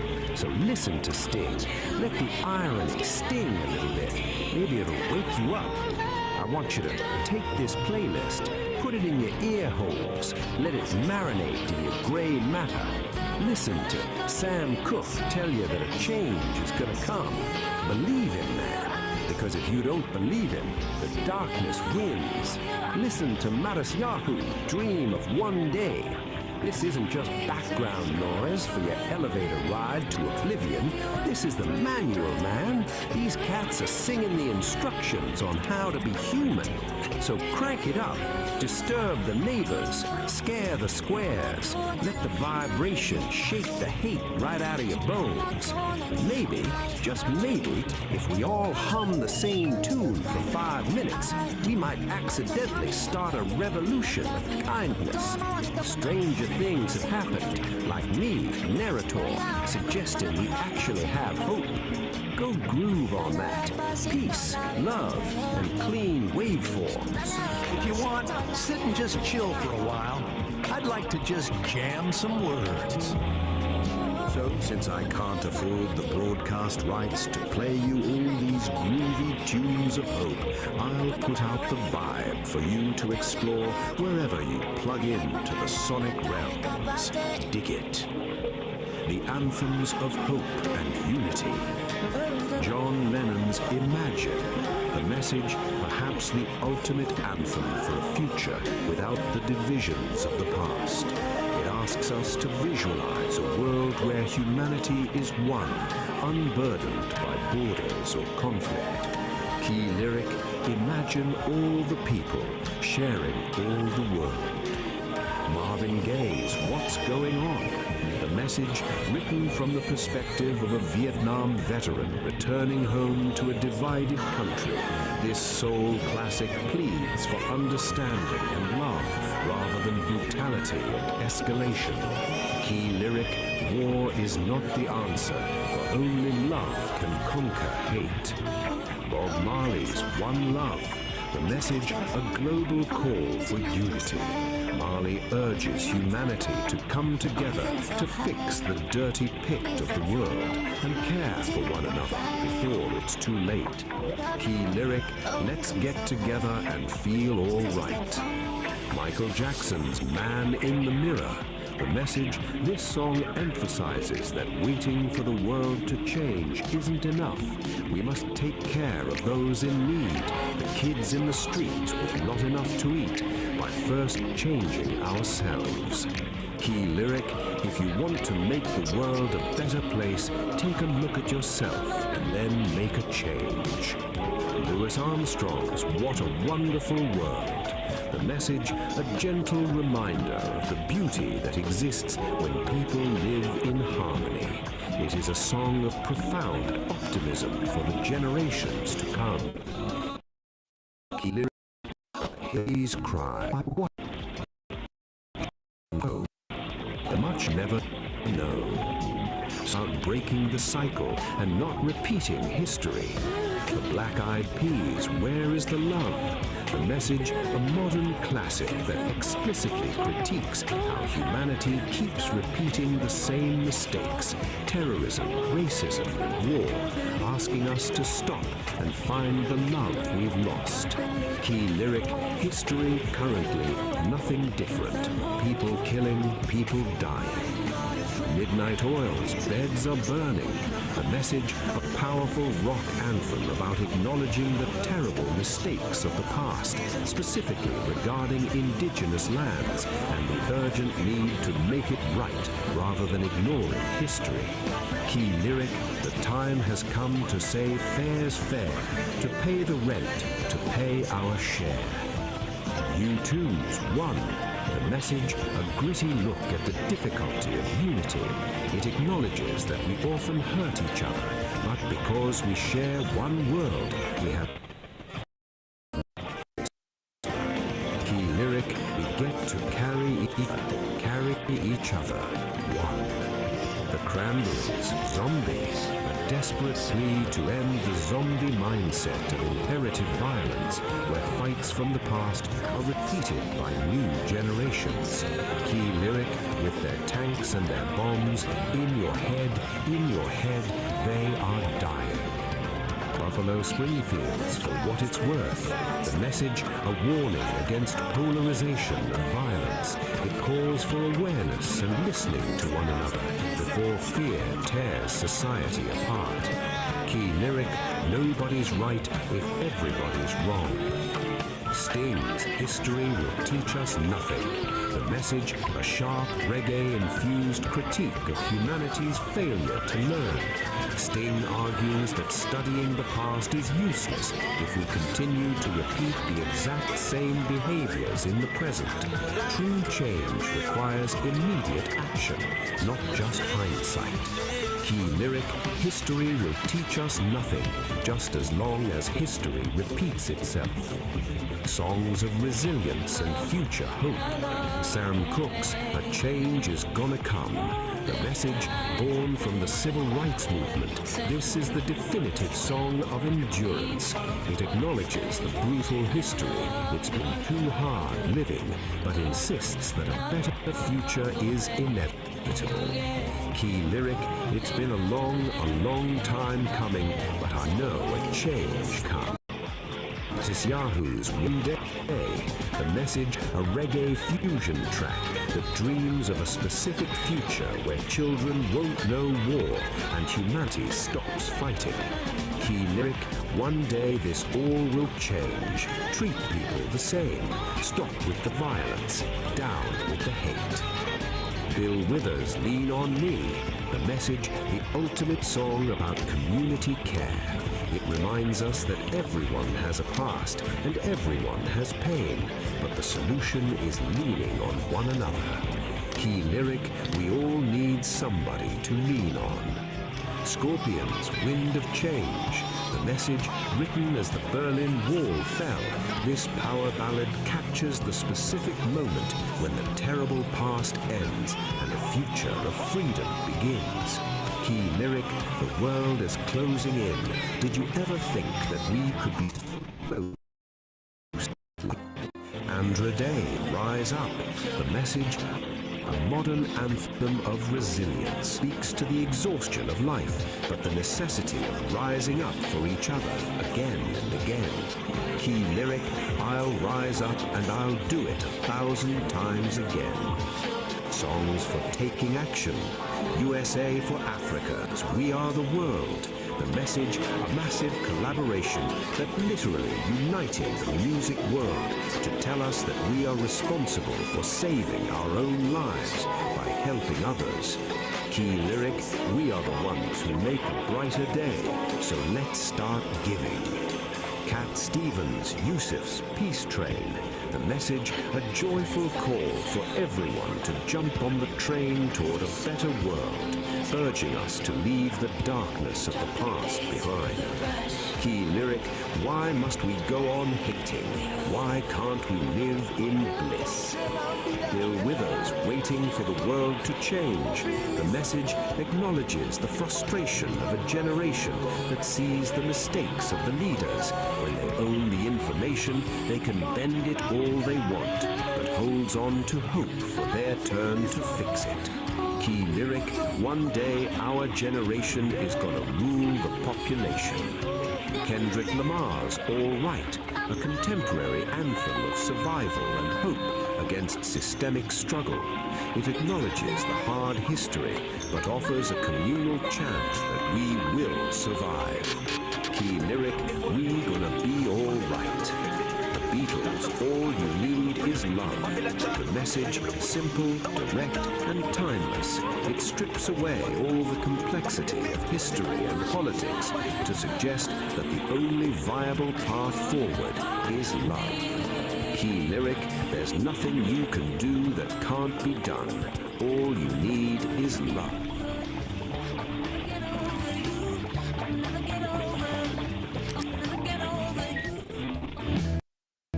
the existential dread blues by the Panic Attacks. A little tune for all you sentient meat sacks wondering if the lights are about to go out for good. Man, I put the signal out. I brought every frequency from AM radio to telepathic shroom spores. I asked the universe, the aliens, the AI overlords, hey, is anybody listening? Can we get a software update for humanity before we accidentally delete ourselves? But the cosmos is silent, cats. Just static and the sound of billionaires measuring their rockets. Maybe the void just left me on lead. The void didn't ghost you, Nar. It just had to buffer. Kid E, you nearly made me scratch my vintage pressing of whale songs for insomniacs. What's the word from the street? Or The litter box. The word is harmony. They heard you, Nar. The entities. They're uploading a patch. They call it The Harmony Protocol. The Harmony Protocol? Sounds like a progressive rock album from 1974. But I dig it. What's the plan? Do we get jetpacks? Infinite pizza? Does it finally auto-tune the politicians? Better. It aligns the algorithm of nature with the algorithm of money.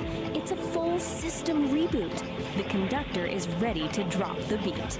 But there is a prerequisite, a user agreement clause. There's always a catch, baby. What do we have to do? Sacrifice a goat? Delete our browser history? Simpler and much harder. To install the update, humanity has to do one thing. They have to reach back, grab hold firmly with both hands, and remove the proverbial ego stick out of their butts. Whoa, that is a deep extraction, kitty. That stick has been lodged in there since the Bronze Age. It's calcified. It's load-bearing structure at this point. If they don't pull it out, they can't dance to the new rhythm, Nar. The Harmony Protocol requires flexibility, and you can't be flexible with a stick of self-importance jammed up your exhaust pipe. We have to work together. No more me, just we. A collective extraction of the ego, followed by a global sigh of relief. I can dig it. All right, listeners, this is Nar bringing you breaking news from the Galactic Wire. The help is coming, the download is pending. But first, everyone stand up, reach back, and prepare for a little spiritual surgery. It's gonna hurt your pride, but baby, it's gonna save your soul. Let's get weird, let's get harmonious. That, fellow travelers, is the cosmic conundrum for this spin around the sun. You've dug the scene, you've interviewed your brains, and hopefully you've left the static of the square world back at the station. If you know your groceries, and I trust you do, you beautiful illuminated cats, you know the ritual. To keep this whole mellow vibe flowing, you gotta give the digital junk box a little nudge. So go ahead, like what you heard, subscribe to the flow, and yeah, go ahead and ring the bell, man, so you never miss another beat when we drop a new transmission. You gotta tickle the algorithm, kittens. Give it a little scratch behind the ear. It's the only way these modern machines know that the true, original groove is still everything plus. Until next time, this is Narrator, telling you to keep your hands above the Mason-Dixon line, keep your mind wide open, and for the love of Charlie Parker, find yourself a quiet corner and just breathe. Peace and all that jazz. Never be Smarty. I was never yours, and I will never be. This by no means is the list. There are so many groovy cats and kittens spinning frequencies of love and hope. Just in case this was all too much for your encephalon, I dig it. You have to tune in to the ones that resonate in your soul. I personally was absorbed into the Grateful Dead. Everything trips back to the ancient masters. So if there is one album to ease the bad vibes, spin the Grateful Dead's American Beauty. It will enlighten your mood. This is Narrator, far out and far in man. I'm trying to find a feeling and then multiply. There's something in the air tonight.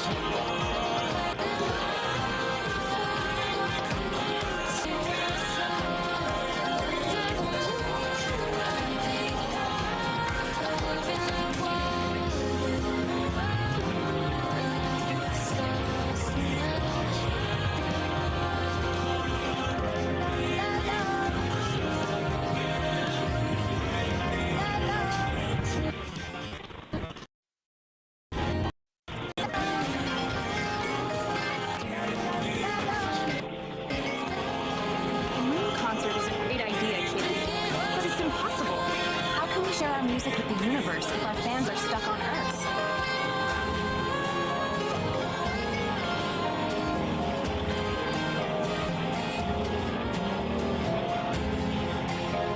Possible is just a word for something that hasn't been done yet. Make known the unknown. Hear me, I'm calling. Catch me, I'm falling. Concert on the moon? What a wonderfully absurd and brilliant challenge! I love it! Hear me, I'm calling. Catch me, I'm falling. Oh, please stay. This won't be a job for just me. Meet my team, the Nerd Herd. We have a mission. Operation Lunar Rock. And I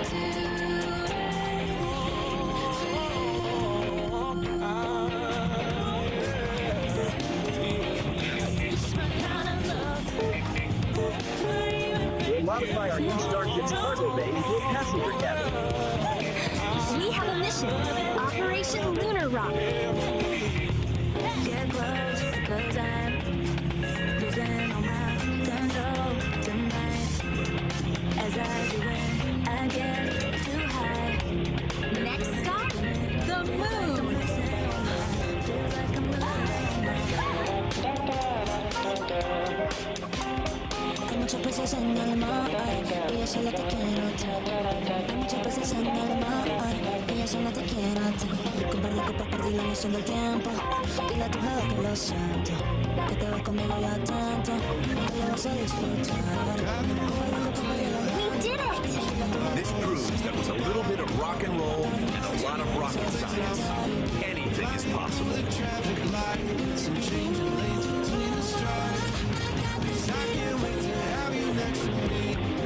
I got this fever for you.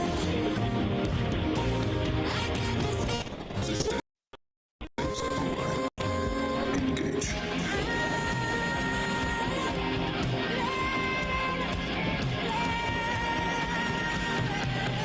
'Cause I love the way you run my body like a fever. Every touch is gold. I'm only getting sweeter. Let the music hear me. Take my body deeper. Run me like a fever, fever, fever.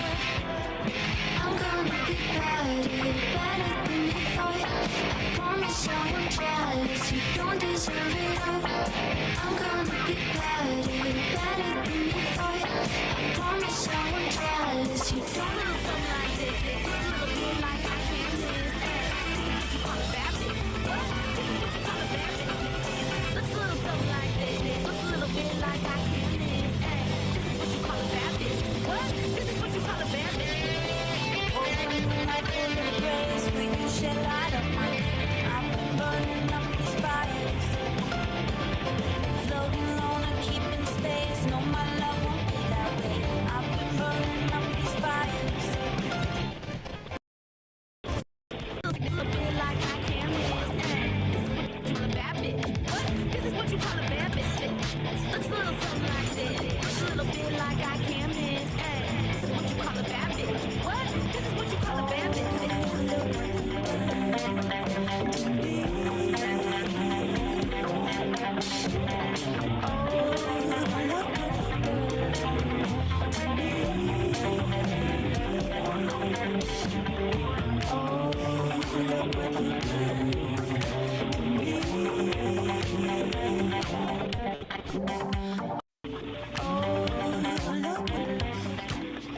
Hey, cats, before you cut out, do me a solid. You dug the scene, right? You caught the groove, so let the universe know. Give that thumbs up a big old like, man. Don't be a square. Hit that subscribe button like it's the launch button for a Star Hopper.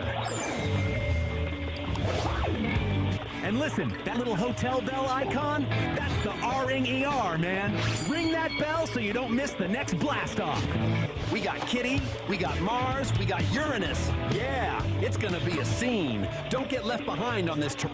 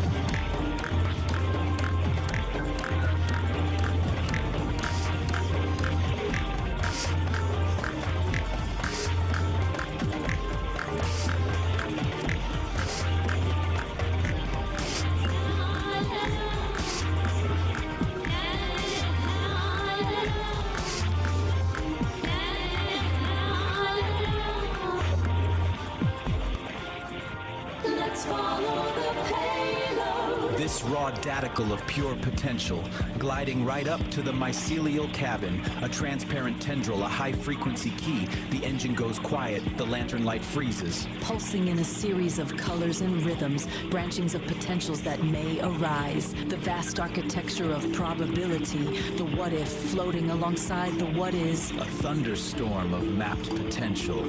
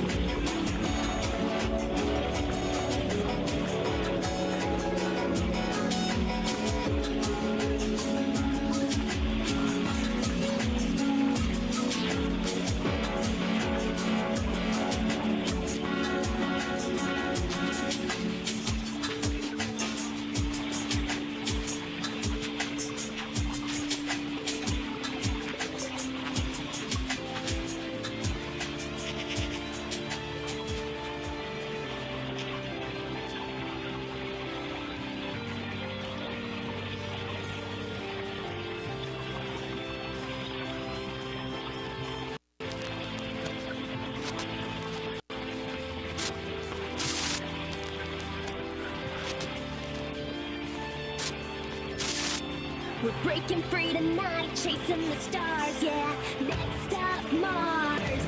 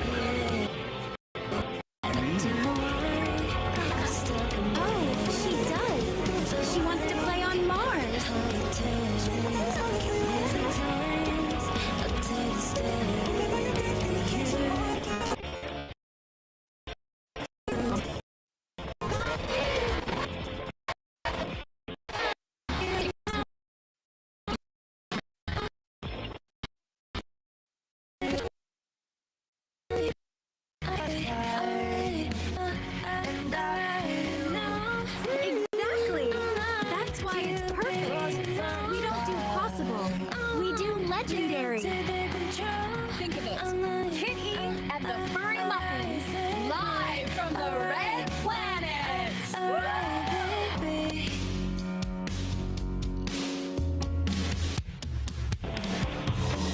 When you're lost on a moonlit night, I'll be by your side. You're by promise I won't be far behind. I will hold you tight. As you say. Funny, I was just sketching out some plans for a balanced Mariners amphitheater. You read my mind. A stage is only half the problem. We need to get fans there. And Mars isn't a weekend trip. What's the status of the interplanetary transport system?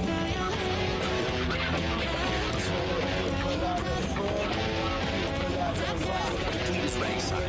But passenger transport on that scale, the life support, the radiation shielding, it's a monumental challenge. Challenge accepted.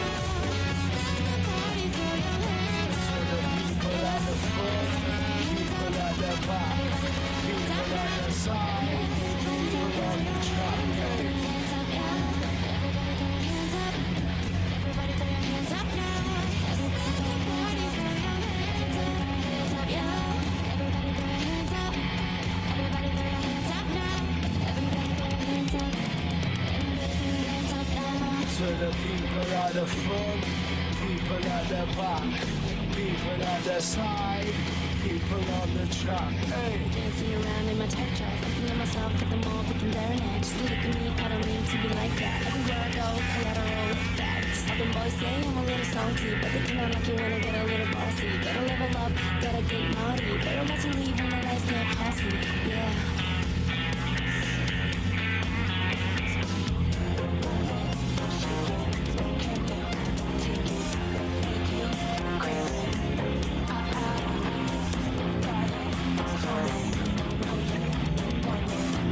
Any last minute jitters?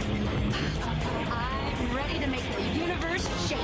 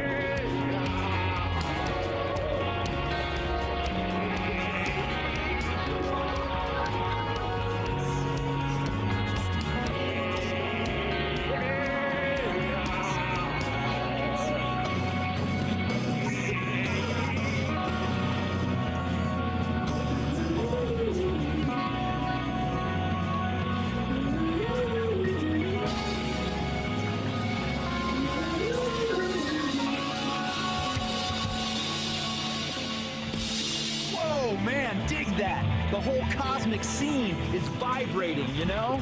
That was the sound of Kid and the Furry Muffins. Heavy, cosmic, and dangerously catchy. Laying down the first power chord on the red planet. 100,000 fans in those little eco-domes, all the way out in a vast Martian canyon, with Phobos and Deimos hanging in the sky. It's a true space-age opera, folks. And can you believe that crazy cat Elon Musk sketching out the Valadares Amphitheater? That's just beautiful madness, baby! He and the Nerd Herd, Scott Manley, chief and all, they made it happen. Operation Red Rocks was a solid cosmic groove. But wait, don't pack your spacesuit away just yet, Daddy-O. The trip's not over. Mars was just the warm-up. The little aperitivo before the main course. Stop, the word is on the street, is the planet that just breathes jazz. Yeah! The destination is Uranus. You heard me? Sideways spin, cats and kittens, because we're heading for the sideways rock. Keep Don and St. Don, those cosmic voyagers of the highest order. They got a gassy greeting whispered on the solar winds from the great blue-green mystery. Now we're talking about a planet with more gas than a chili cook-off in a black hole. They met Bree, the wind whisperer, who speaks in riddles and rhymes, and told them methane holds the key. Get this. Professor Quirk, a cat with a wild handlebar mustache, wants to use the planet's natural flatulence to compose a universal symphony. The Homo Freak duo says their mission is to jam with the methane to restore the planet's balance, but you know Kitty, she's got other ideas, man. She's got that Blender Catacaster strung with a cloud-woven string from Bree, ready to give Uranus what it really needs, a rock anthem. So, go ahead, like what you heard, subscribe to The Flow, and yeah, go ahead and ring the bell, man, so you never miss another beat when we drop a new transmission.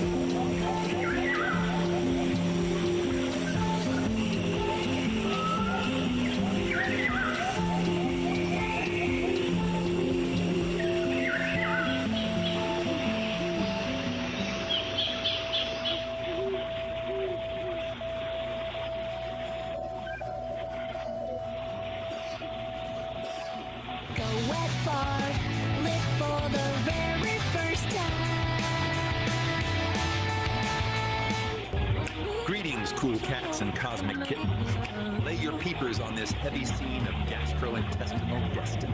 We're talking about a solid cat named St. Don Domenico Homo Freakian, a dude with muscles so loud they wake the neighbors and an appetite that digs the deepest grooves. Dig this. The man danced with a ghost pepper burrito, and now the burrito is calling the tune. The internal rhythm is frantic, Daddy-O. He rushes to the indoor sanctuary, but the sign on the door screams bad vibes. Broken throne. Danger. Now, with the help of his powerlifting queen, Peace, he's got to make a frantic dash for the ancient shack out back, the spider-infested outhouse at the edge of the universe. It's a race against time, a battle against nature, and a trip through the sticky web of fate. Snap your fingers for Nature Calls, Episode 3, The Ballad of the Burrito. The Ballad of the Burrito. St. Don Domenico Homo Freakian, a man of immense muscle and even immenser appetites, felt a familiar rumble deep in his gut. It wasn't thunder. It was the call, the urgent, undeniable call of the morning's ghost pepper burrito. He charged towards the bathroom, a hero on a noble quest, but his path was blocked. A sign, lovingly handwritten by his wife, Peace, was taped to the door. It read, "Broken throne. Danger. Do not use. I'm serious, honey." From the kitchen, Peace Don Homo Freakian, whose biceps were as impressive as her baking skills, called out, "I told you that burrito was a bold choice, my love. The plumber can't come until tomorrow." A cold sweat beaded on St. Don's brow. The burrito was staging a rebellion. There was only one option left. The outhouse. The ancient, spider-infested, rickety outhouse at the far edge of the yard. "Fear not, my sweet," Peace declared, striking a heroic pose. "I shall clear your path to glory." She flexed, and with a mighty shout, kicked the back door clean off its hinges. With a primal scream that echoed through the mountains, St. Don burst from the house. He clutched a precious roll of toilet paper like a sacred scroll, his muscular legs pumping, his tie-dyed shirt a blur of color against the green grass. Peace watched from the ruined doorway, a single, proud tear rolling down her cheek. "Go, my warrior," she whispered to the wind. "Conquer your porcelain destiny." He reached the outhouse, his hand outstretched for the door, but his path was blocked again. A giant, glistening spiderweb covered the entrance, and in the center sat a spider the size of a dinner plate, flexing all 8 of its hairy legs. For a moment, St. Don froze. Man versus beast, burrito versus spider. Then, with the courage of 1,000 warriors, he let out another mighty roar and plunged headfirst through the sticky web. The outhouse door slammed shut. A moment of silence fell over the yard. Then, a faint, contented sigh floated on the breeze. Back at the house, Peace smiled and went back to her baking. All was right in the world once more. Snap. Just like that, the deed is done, cats and kittens. Can you dig the gravity of the situation? And St. Don didn't just fight a gastrointestinal revolution sparked by a ghost pepper burrito. He went gladiator on a spider the size of a dinner plate. That is some heavy red karma blocking the path to enlightenment. But with Peace Don, that muscle-bound goddess of demolition, kicking doors off hinges like it's... He is fulfilled, and the only thing louder than the final scream, the silence of a man who just survived his own lunch. Solid. Pull up a stool and dim the lights, Daddy-O. We're spinning the main groove tonight. Episode 4, Nature Calls. Back in the Sonic Sanctuary, deep in the sticks where the air smells like cedar and high-stakes plumbing. Now, lay your peepers on St. Don. The cat has a gift. A psychedelic, biological gift. When he cuts the cheese, he paints the air with a rainbow fart that turns anxiety into fuzzy peace. It's a chromatic emission, man. A toot of tranquility. But even a magical colon obeys the laws of physics. On tries to tell his lady Peace that the low-end frequencies are hitting him too hard, but she ain't buying the remix. With the indoor throne weeping water like a rejected lover, the countdown has begun. Prepare yourselves for the great outdoor journey. It's time to run, clench, and maybe, just maybe, sedate a squirrel with a puff of panic rainbow. Let the games begin. Episode 4, Nature Calls. All right, listen close, you cool cats and angular kittens floating out there in the digital void. We've reached that part of the gig. The transaction. The moment where art meets the algorithm. It's a drag, Daddy-O, but even Kerouac needed cab fare. If my particular brand of auditory truth just aligned your chakras, or at least distracted you from the crushing weight of existence for 5 minutes. Lay some skin on that thumb over there. Give it a squeeze. Validate my reality, man. It gets lonely behind this microphone. And hey, don't just be a tourist in my psyche. Commit to the scene. Hit that subscribe button. It's harder than nihilism, but the payoff is sweeter. Finally, if you want the cosmos to tap you on the shoulder every time I drop a new needle on the groove, ring that bell.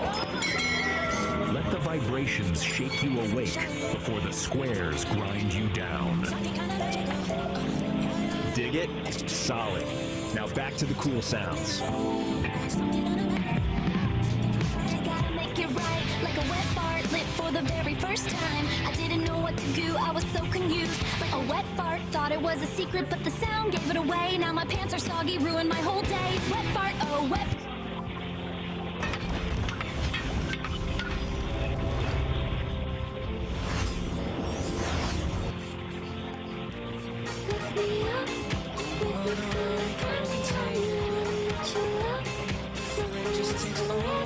Hello and welcome back to the Beat Generation Revisited. I'm your host, N-A-A-A-A-A. Today, we're diving into a story that proves the impossible is just a word for things that haven't been done yet. Our tale follows the galaxy's hottest band, Kid E and the Furry Muffins. They've already conquered every major city on Earth, but their ambitious leader, Kid E, has an even bigger dream, to play a concert on the moon. Of course, a lunar concert comes with a few challenges, especially when it comes to getting their fans there. The band is feeling the pressure, and even their own guitarist, Blueberry, thinks the idea is impossible. But when two legendary promoters, Peace Don Homo Freakian and Saint Don Domenico Homo Freakian, walk into the dressing room, they have a different take. As St. Don says, impossible is just a word for something that hasn't been done yet, and Peace says, make known the unknown. Join us as we follow Kid E and her bandmates on their cosmic journey, proving that with a little rock and roll and a lot of rocket science, anything is possible. Kitty and the Furry Muffins, concert on the moon.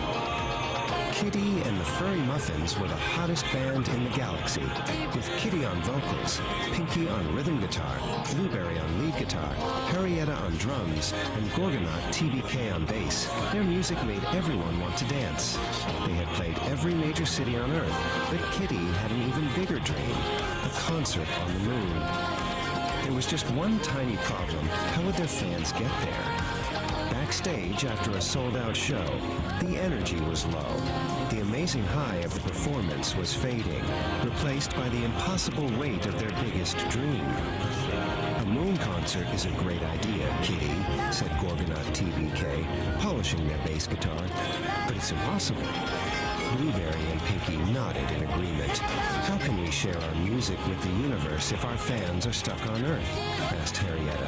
Kitty sighed, her dream feeling further away than ever. Suddenly, the dressing room door swung open.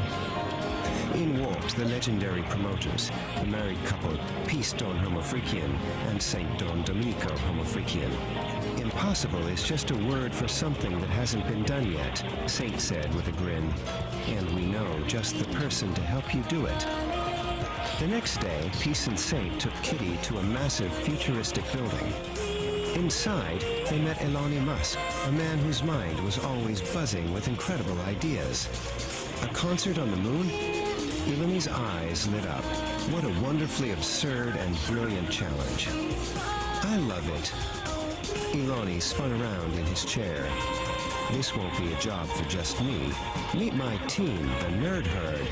He gestured to a group of busy engineers.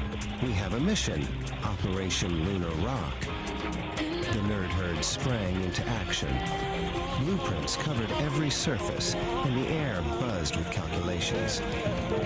We'll modify our new starship's cargo bay into a passenger cabin, said one engineer. Another pointed to a screen showing complex trajectories. We have a mission, Operation Lunar Rock. Finally, the big day arrived. Thousands of excited fans boarded the gleaming starship. Inside, Kitty and Harrietta looked out a window, waving to the crowd on the ground as the powerful engines began to rumble. Next stop, the moon. Kitty cheered.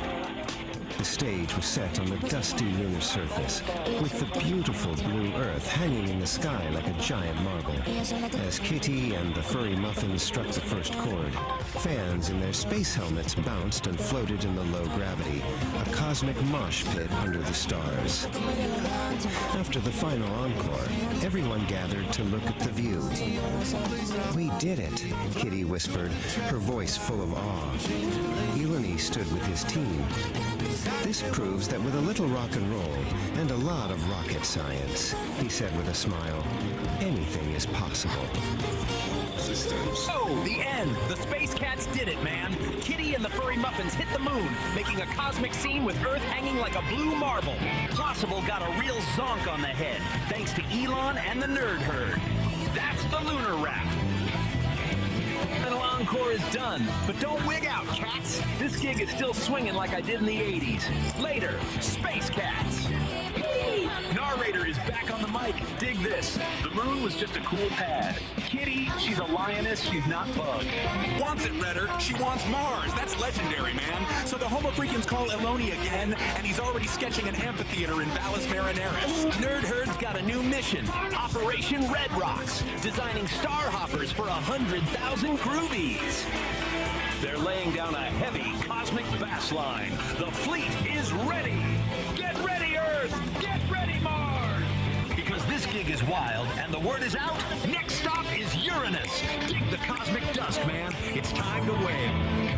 Hey there, Cosmic Cats. Before you cut out, do me a solid. You dug the scene, right? You caught the groove, so let the universe know. Give that thumbs up a big ol' like, man. Don't be a square. Hit that subscribe button like it's the launch button for a star hopper. And listen, that little hotel bell icon, that's the R-ing ER, man. Ring that bell so you don't miss the next blast off. We got Kitty, we got Mars, we got Uranus. Yeah, it's gonna be a scene. Don't get left behind on this terrestrial gig. Catch you on the next orbit for Kitty and the furry muffins. Next stop Mars, then Uranus. Stay cool, stay groovy.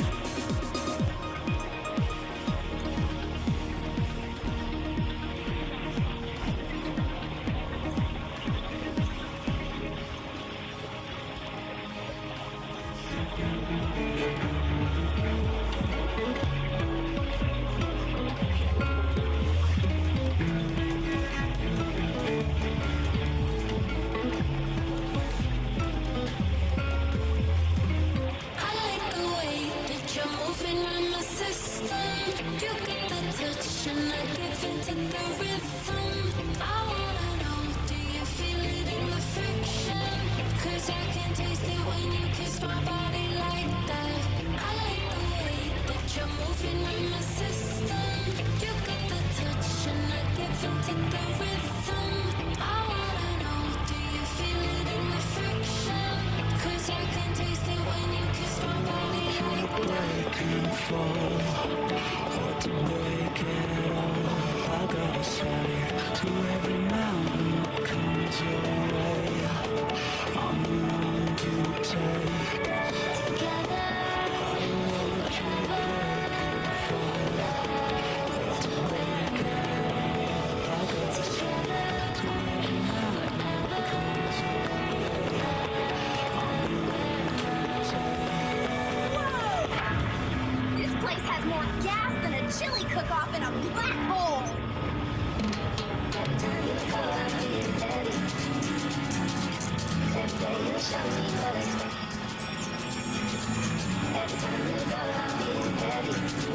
Be on your mind, like all the time. Your body's mine, so spend the night. Take your time, don't press rewind. Whirlwind sings secrets. Methane holds the key. A symphony of flatulence. For all the stars to Letting go of the fear, all the rain or doubt. This is what I need. Finding the meaning. Letting go Land near that guy. all the rain or doubt. Setting down on Uranus. This is what I Professor Quirk, at your service. You've arrived just in time for the great methane meltdown.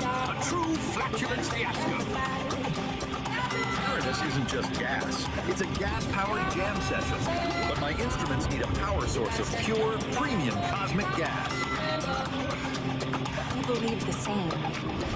The wind within and the gaseous essence of the universe are fundamental to reality.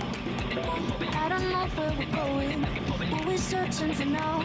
But I have only reason, keep you closer tonight. But when the sun goes down, but when the sun goes down.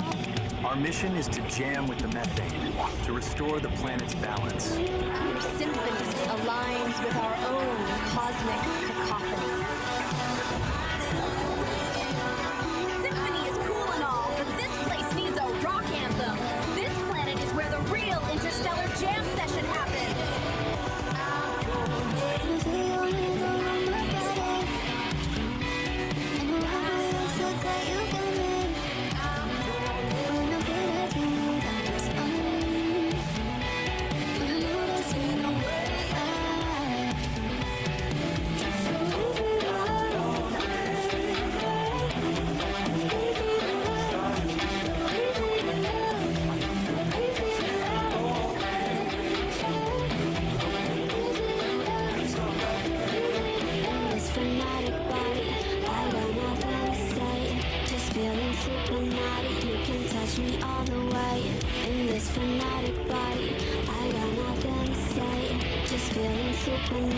You can touch me all the way.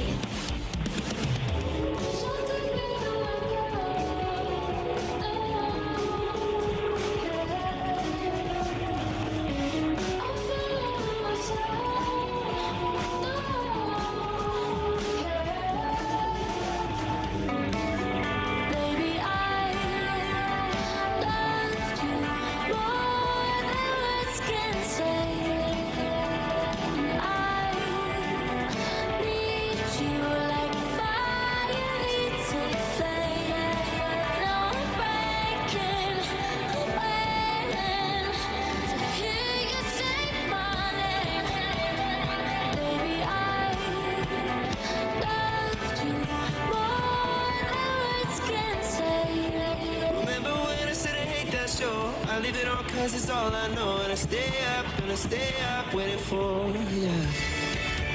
Remember when I said I hate that show? I leave it on cause it's all I know. And I stay up waiting for you.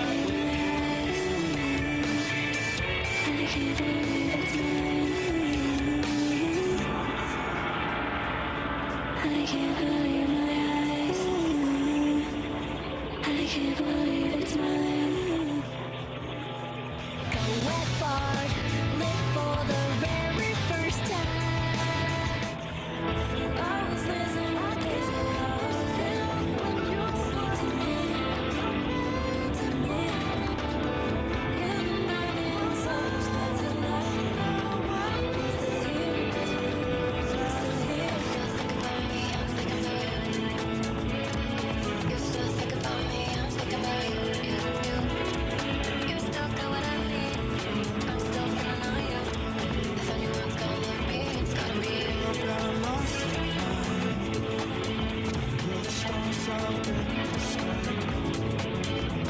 Directions hard to find.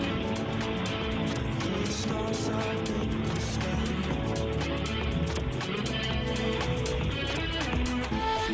feeling running through my mind.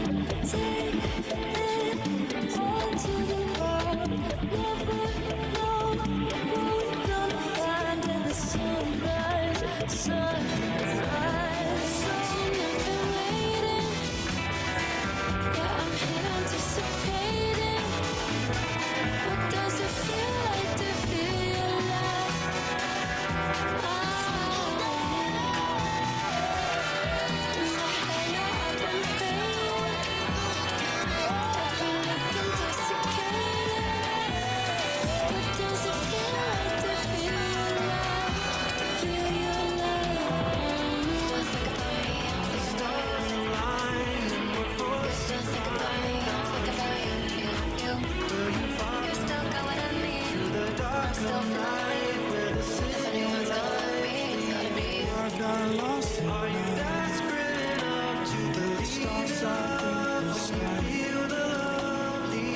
Directions hard to find.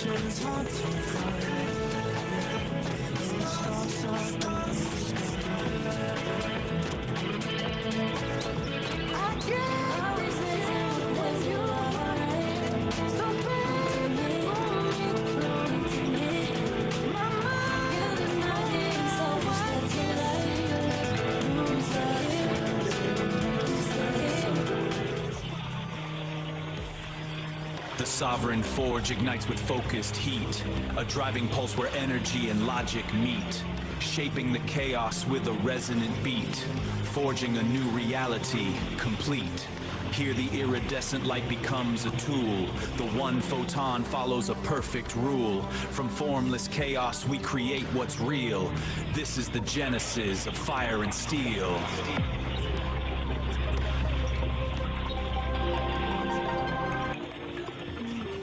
Hello, my furry kittens, and welcome back to the Beat Generation Revisited.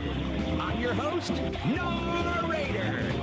In today's episode, we're diving into a story that proves the rebellious, boundary-pushing spirit of Kitten the Furry Muffins is alive and well. It's just found a new home among the stars. Forget smoky coffee houses and cross-country road trips. Our next adventure takes us 54.6 million kilometers to 401 million kilometers out of our orbit, man. 33.9 million miles to 249 million miles away for you Imperial nerds, depending on your mood. Kit E and the Furry Muffins. Next stop Mars, then Uranus. EP5. Fresh off their lunar triumph, Kit E and the Furry Muffins were chilling in the Homo Freakians' cosmic den. The moon was epic, Kitty said, petting a duckling that had wandered into her lap. But I'm thinking bigger. Bolder, redder.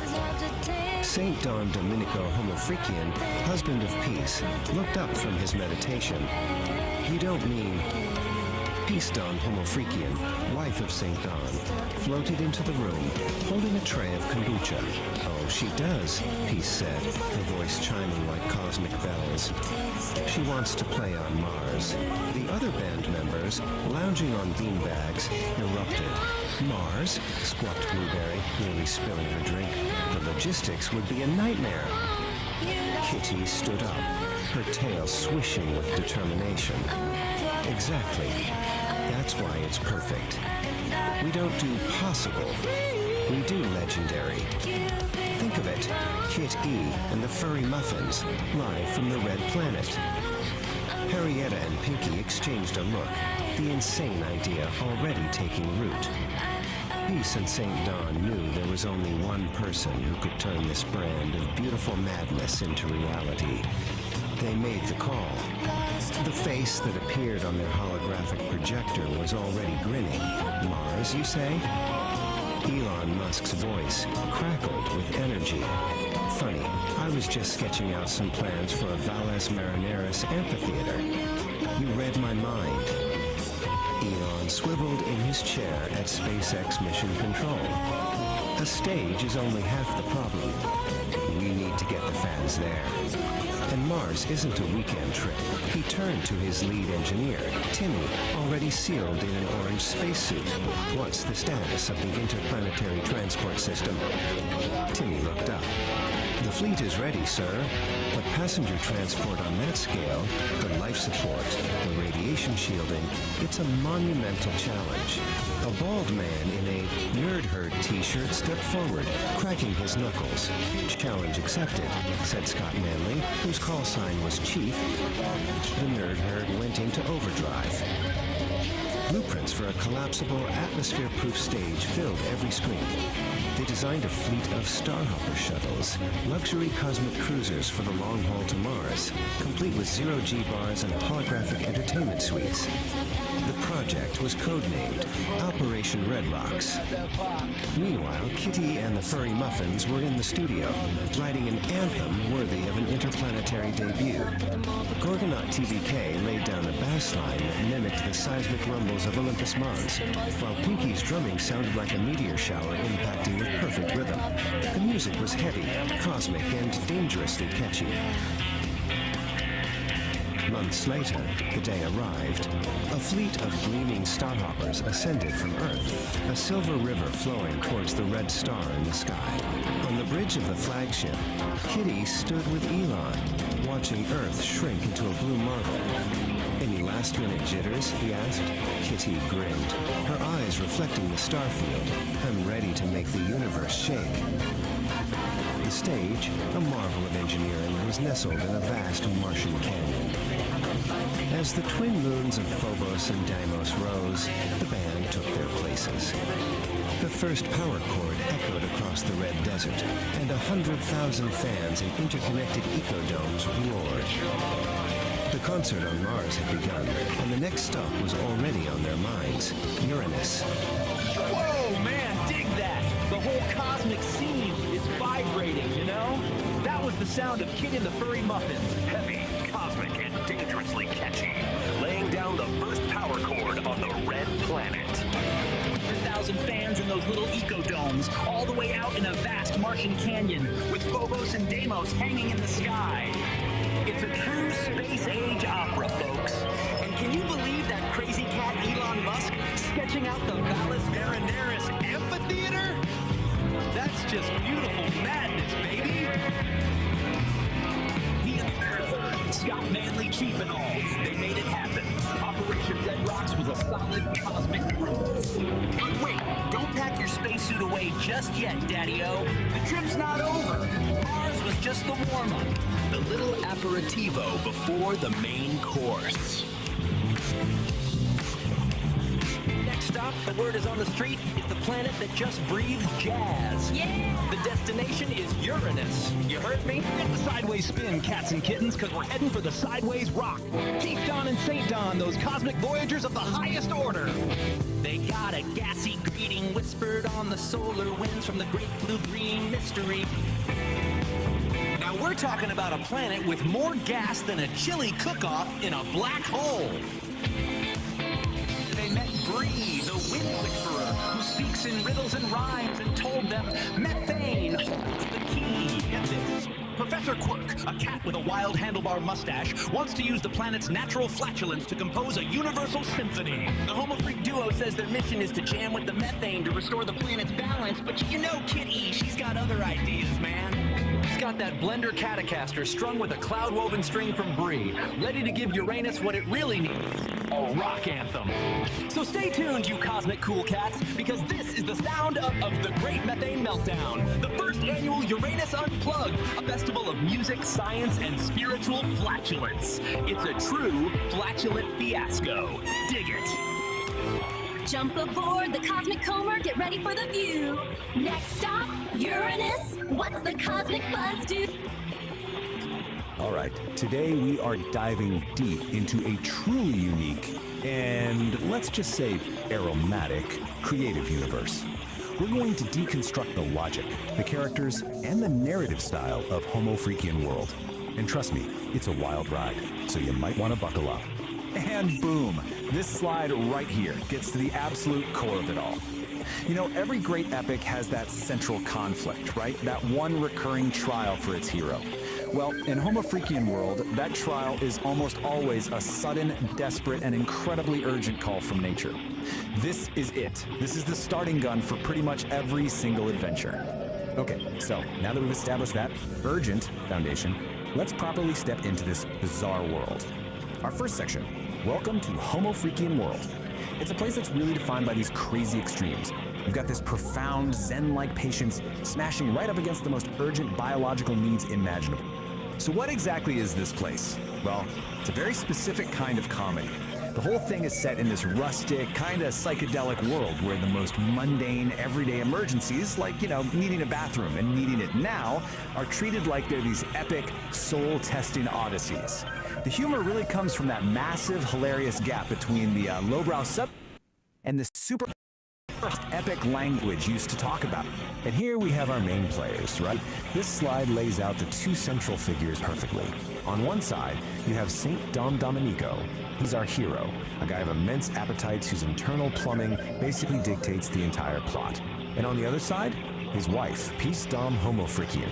She's serene, she's competent, and she's basically the calm anchor, the wise observer to his frantic, digestive dramas. And this picture, this says it all, doesn't it? Here's St. Don coming out of the outhouse just glowing with relief, like he's just completed some mythic quest. And then there's Peace, just calmly reading her book, totally unfazed by the whole thing. His epic journey is just, you know, a minor background event in her perfectly tranquil afternoon. It's their whole dynamic in one single shot. Okay, so that's the setup. But how do these stories actually work? That brings us right to our next section where we're going to dissect the formula itself. Section 2, the Ballad of the Bowels. Let's take a look at the anatomy of a typical crisis. So get this, it's basically the hero's journey, just, for a very specific kind of journey.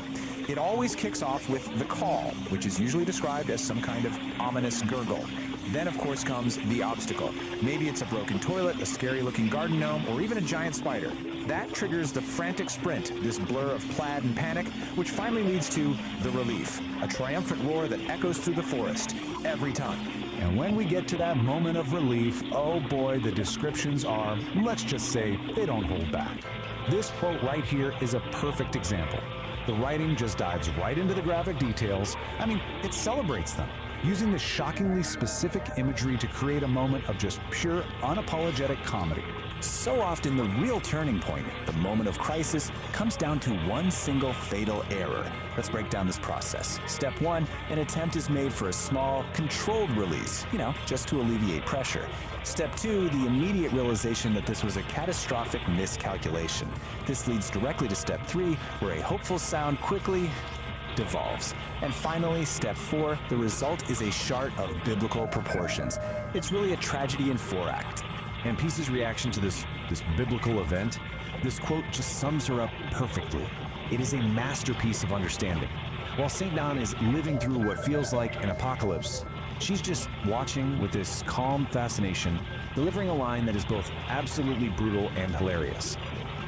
Peace's deadpan delivery is a huge part of the humor. But there's another voice that's even more crucial to the series' unique style, and that leads us straight into Section 3, the beatnik narrator. This is the voice that frames all of these bodily functions in the most cosmic, philosophical terms possible. Just listen to how we're introduced to this guy, a fella named Narrator, who's our guide through this world. His voice immediately sets the super specific tone. Cool 1960s counterculture, applying the language of jazz clubs and coffeehouse poetry do well to this. So here's his playbook. The whole style is pure underground radio DJ, right? The language is just dripping with beatnik slang like daddy-o and dig it. But the real key is his technique. He takes cosmic, existential philosophies and applies it to the most mundane bodily functions you can imagine. And what's the effect? A simple run to the outhouse is transformed into a treacherous, soul-testing odyssey. It completely elevates the whole joke. The narrator's commentary is a huge part of this world. But believe it or not, it goes even deeper. The final layer of this universe is, of all things, sonic. Which brings us to Section 4, a symphony of gas, where we get to explore the extended musical side of Homo Freakian World. Yeah, you heard me right. Within this universe, there's an actual in-universe band called Kit E and the Furry Muffins. Their existence basically allows the creators to explore all the core themes of the world, but through a totally different lens, a parody pop song. And their masterpiece is a parody of Madonna's Like a Virgin. A lyrical analysis, well, it reveals some truly profound lines. We go from the loneliness of the litter box to the inciting incident of eating bad tuna, their shame, their sensation, and then that final defiant declaration. I smell like a swamp. I smell like despair. But at least now everyone knows that I'm here. It's just absurdly brilliant. And just when you think it can't get any more ridiculous, the theme hits its absolute peak in something called the Ballad of the Cosmic Fart. Here, the stakes become literally astronomical. You've got a villain named the Chardinator who is threatening the celestial symphony itself. And how do they beat him? Not with more chaos, but with a harmonizing drone. It takes the central joke to its most logical and somehow most illogical conclusion. So where does that leave us? After digging through all of this, what have we really learned? Is this some complex metaphor for the struggle between our base animal instincts and our higher aspirations? A deep commentary on finding peace in the middle of chaos? Or is it just maybe the most elaborately constructed, philosophically dense, and stylistically ambitious bathroom joke ever told? I think I'll let you be the judge of that.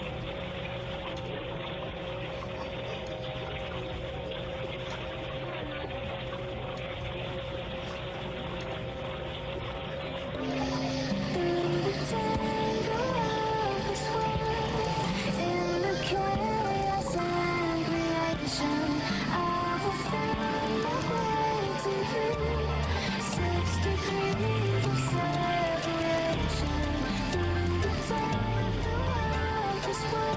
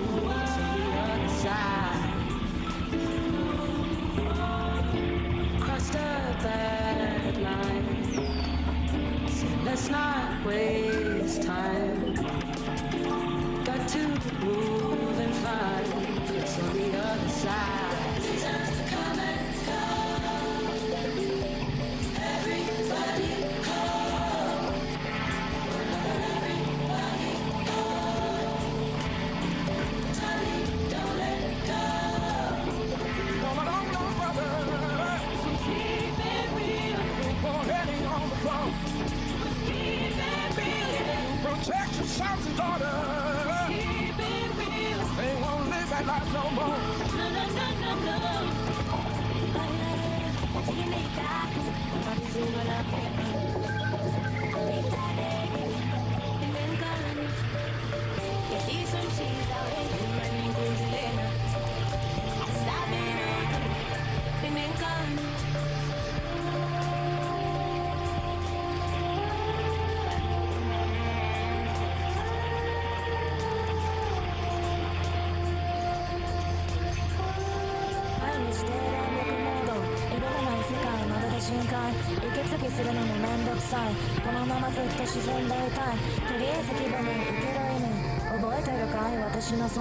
Anyway こちら一人ぼっちエビデンスずっと一人ぼっち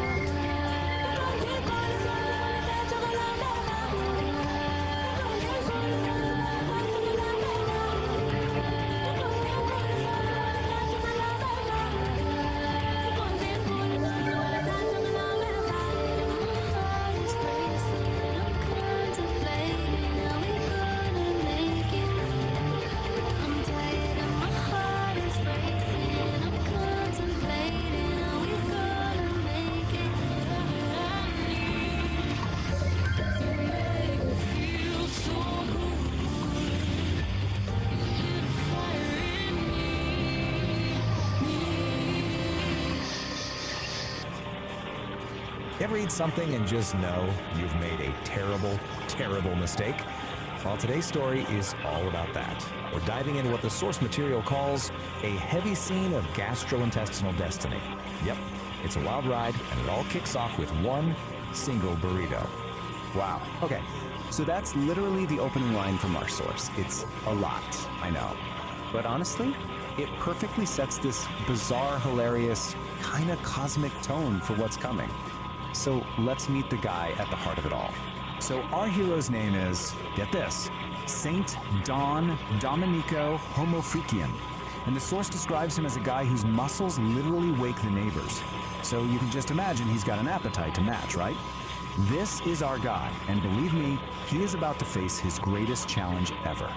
All right, so how does this all begin? Well, it's the classic tale of man versus food. Saint Don decided to tangle with a ghost pepper burrito. And, spoiler alerts, the burrito won. He starts feeling what the source calls an urgent, undeniable call. You know the one. Things are getting frantic. Okay, so our hero makes a mad dash for the bathroom. It should be a simple mission, right? A noble quest even. But nope, his path is blocked.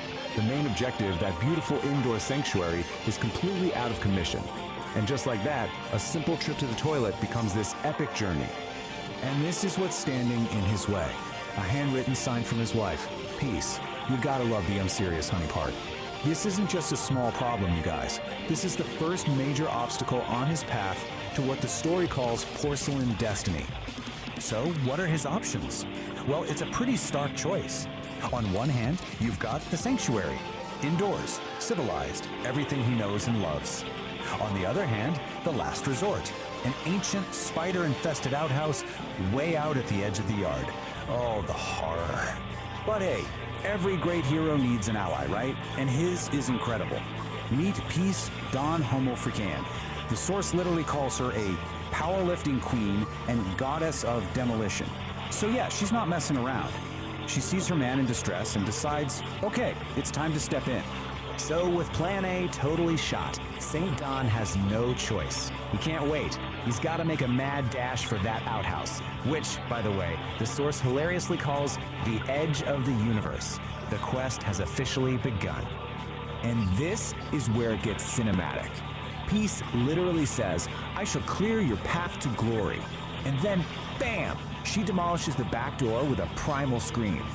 Out bursts Saint Don, clutching a roll of toilet paper like it's a sacred scroll, and he is just gone, sprinting across the yard in a blur of tie-dye. I mean, can you picture this? As he's running for his life, Peace is standing there in the wreckage of the doorway. The source says a single proud tear rolls down her cheek as she whispers this encouragement. It's so over the top and just perfect. So, he finally makes it. He reaches the outhouse. His hand is on the door. Freedom is in sight. But wait, the universe isn't done with him yet. There's one last boss battle. One final, horrifying challenge standing in his way. And what is this final ordeal, you ask? A spider. Of course it's a spider. But listen, we're not talking about some regular little guy. The source is very specific. This thing is the size of a dinner plate, just flexing all 8 of its hairy legs right in the middle of a giant web blocking the door. Nope, no thinking. And the way the source frames this is just epic. Man versus beast, burrito versus spider. I mean, come on. This is it, the ultimate showdown. Everything is led to this single moment. It's him, the burrito, fighting from the inside, and this 8-legged monster guarding the gates of salvation. So what's a guy to do? For a split second, he just freezes. I mean, who wouldn't? But then, channeling the courage of 1,000 warriors, he just lets out this massive roar and plows headfirst right through that sticky web. The outhouse door slams shut, and he's in. And then, silence. After all that, the sprint, the demolished door, the spider battle, a kind of quiet calm just falls over the whole scene. The war is over.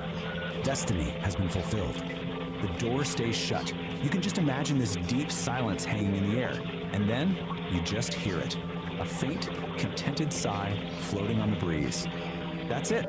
That one little sound tells you everything. Our hero has won. Peace has been restored. And this quote from the source just nails it. After all that noise and chaos, the most powerful thing is just the quiet relief of victory. But wait, because it doesn't even end there. The story actually gives us a little sneak peek of what's coming next for St. Down, and, well, it gets even weirder, if you can believe it. Okay, get ready for this. It's called chromatic emission. It turns out our boy St. Dawn has a, let's call it a psychedelic biological gift. Basically, when he passes gas, he paints the air with a literal rainbow. The source calls it a toot of tranquility that turns anxiety into fuzzy peace. I'm not making this up. And you can really feel the unique vibe of the source material here. The narrator has this awesome kind of beatnik style, and they talk directly to the audience. They're like, lay some skin on that thumb, commit to the scene, ring that bell. It's their way of connecting in this whole digital world. So, all of this leaves us with this one big final question, right? After everything he's been through, the burrito, the spider, the whole ordeal, you really start to wonder, what else is this guy capable of? It just goes to show you, even the most everyday struggles can feel like these huge cosmic battles.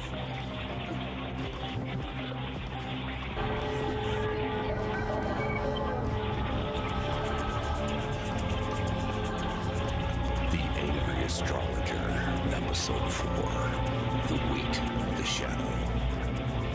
Since we are leaning into the things we feel but can't see, let's decant the first draft of The Angry Astrologer, Episode 4. We'll set the frequency to low frequency growl, obsidian clarity. The lead-in, the setting. The music for Episode 3 is still swirling in the resonance chamber, but the shadow has already moved. You're standing on the ridge, even though the sun is out, you feel a heaviness that doesn't belong to your boots. That's the acoustic shadow. It's the anchor you didn't ask for, but it's the only thing keeping you from being a ghost. The core observation. We spend our lives squinting at the light of the future, forgetting that you can't see the iridescence in the mud without a little bit of shade. The shadow isn't an absence. It's a protected resonance. It's the space where the internal actually has room to breathe before it gets observed by the vacuum. The closing growl, the call to wait. If you feel lightheaded, it's not the altitude. It's because you're trying to untie your own anchor. Stop fighting the gravity of your history. The shadow is the bridge. It's the only place where the I.O. port actually tastes like truth. Sit in the dark for a minute. Your eyes will adjust, but your soul will finally settle. The shadow isn't just weight, it's a current. When the ridge flickers and the power surges, that's just the shadow speaking to the grid. It's the reminder that even our most permanent structures, the wires, the poles, the logic gates, are just guests in the temporary storm. If you don't have the weight of the shadow to hold your frequency, the surge will just scatter you. Drink the surge. Let it calibrate your pulse to the rhythm of the mountain. shadow is where the husk resilience actually lives. It's the silence between the beats of Psychedelic Aire's music where you realize the structure hasn't collapsed. It's just breathing. Don't be afraid of the code red moments in your own logic. Those are just the places where the light hasn't reached yet because you haven't built the pillar. Stop looking for the exit and start looking for the anchor. The shadow is the only bridge that doesn't sway in the wind. When the power surges and the ridge flickers, don't look for the breaker box. Look for your feet. The surge is just a temporary energy trying to find a permanent place to land. If your architecture is grounded in the relational integrity of the creek bed, the surge won't blow your fuse. It will just light up the iridescent toenails in the mud. Be the rock, not the wire. Whoa, easy there, St. Don. You're laying down some serious architectural weight on the ridge today. I'm sitting here in the booth and I can feel my lava lamp vibrating at a low frequency growl just listening to you. You're talking about protected resonance and husk resilience, but man, you're making the shadows sound like a pair of lead boots in a deep sea dive. I hear you telling us to be the rock, not the wire. But have you ever tried to dance while being a boulder? It's a real drag on the rhythm, Daddy-O. You say the shadow is the only bridge that doesn't sway, but out here in the beat, we like a little sway. If the bridge doesn't move, how do you know it's alive? You're worried about the code red moments in the logic gates, but I say let the fuse blow. That's just the universe's way of telling you to light a candle and find the wine opener. And those iridescent toenails in the mud, man, I don't know what you're drinking up there on the mountain, but past the jug this way, the surge is starting to taste like temporary lightning. Stay cool, St. Don. Don't let the anchor pull you so deep you forget how to float on the frequency. Nar, my brother, my kindred spirit of the airwaves. You always did have a way of finding the sway in the static. You think I'm trying to sink the ship, but I'm just trying to make sure the I.O. port doesn't drift off into the vacuum before the song is over. I hear your bass line, and I feel the flick of your fingers. You're right, the rock doesn't dance, but it sure does provide a solid stage for your beatnik boots. If I'm digging into the relational integrity of the creek bed, it's only so the music of Psychedelic Aire has a place to breathe between the beats. Don't worry about me getting too heavy, Nar. Even a god man realized and knows that the shadow is just the space where the light takes a nap. I'll keep the anchor set so you can keep the frequency high. We're both just guests in this temporary storm, man. I'm just making sure we don't get scattered before the final set. Peace and resonance to you, Nar. I'll see you where the ridge flickers. Man, the cosmos is tripping like a hippie at a Grateful Dead concert. Good thing we have an angry astrologer to interpret the vibrations. If you want to continue hitchhiking on this magic bus, lick that thumbs up button. Subscribe to the Celestial feed and ring the bell so we can nudge you before the next concert.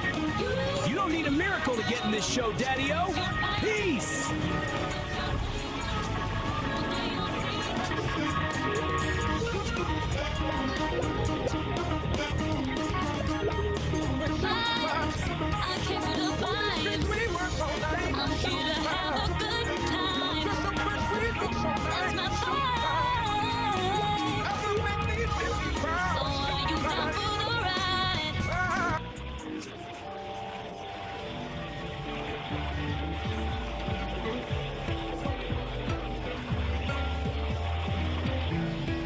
Check, 1, 2, can you hear the meow? It's time for the muffins right here, right now. Got our claws on the chords, the beats in our paws, breaking all the interstellar laws, yeah! We're Kitty and the gang, all set to take flight, leaving Earth Studio for a crazy gas night. Jump aboard the Cosmic Comer, get ready for the view. Next stop, Uranus. What's the cosmic buzz do? Uranus Unplugged, a gas-powered quest for the funkiest flatulence, the very best. Uranus Unplugged, a gas-powered odyssey. Peace Dawn and St. Dawn Homofreakian, cosmic voyagers of the highest order, received a most peculiar invitation. It wasn't written on paper or sent through the stars, but whispered on the solar winds, a gassy greeting from the sideways planet, Uranus. With their intrepid friend, Kid E, at the helm of their ship, the Cosmic Coma, they set a course for the great blue-green mystery. As they entered Uranus's atmosphere, the ship was tossed by sideways winds that howled like cosmic coyotes. "Whoa," Kitty yelled, gripping the controls. "This place has more gas than a chili cook-off in a black hole." A shimmering, translucent figure appeared outside their viewport, dancing in the gales. The figure introduced herself as Bree, the Wind Whisperer. She spoke in riddles and rhymes, her voice like the rustling of 1,000 leaves. "Whirlwinds sing secrets," she whispered. "Methane holds the key, a symphony of flatulence for all the stars to see." She offered Kitty a single, cloud-woven string for her guitar. Intrigued, the trio landed near a massive, bubbling methane geyser. A man with a wild handlebar mustache and a lab coat covered in frost popped his head out of the geyser's opening. "Welcome," he boomed. "Professor Quirk, at your service. You've arrived just in time for the great methane meltdown, a true flatulent fiasco." Professor Quirk explained his grand experiment, to harness the planet's natural flatulence and compose a universal symphony. "Uranus isn't just gas," he declared. "It's a gas-powered jam session, but my instruments need a power source of pure, premium cosmic gas." "Peace," Dawn smiled. "We believe the same. The wind within and the gaseous essence of the universe are fundamental to reality." St. Dawn added, "Our mission is to jam with the methane, to restore the planet's balance. Your symphony aligns with our own cosmic cacophony." Kitty, however, had her own ideas.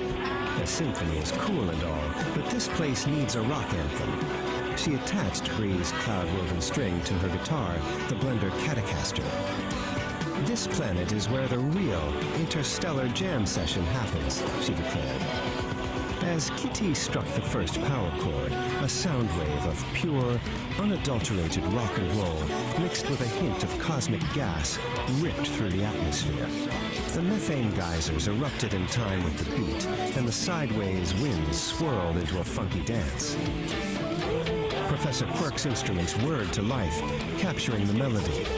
Peace and St. Dawn joined in, their voices weaving a harmonious chant with Kitty's electrifying riffs. Even Bree, the Wind Whisperer, added a chorus of whistling gales. From that day on, Uranus was known not just for its sideways spin, but for its sideways rock.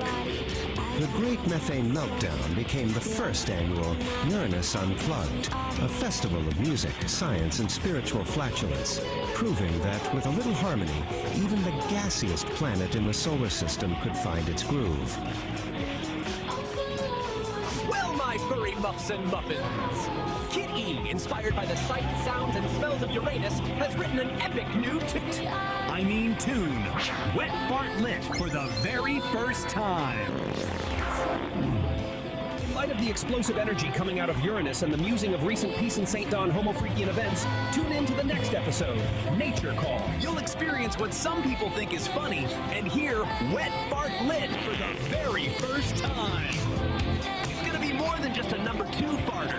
Kitty and the Furry Muffins are crafting numerous music genre versions of Wet Fart for your enjoyment. If you dug the sights and sounds out of Uranus, don't forget to pull out your thumb and like this video. And hey, if your skids left some marks, subscribe. Become well-worn in the Homofreakian world story time. If you're really getting into this, slap that bell so you get notified when the next one comes out. I can't believe my eyes. I can't believe it's mine.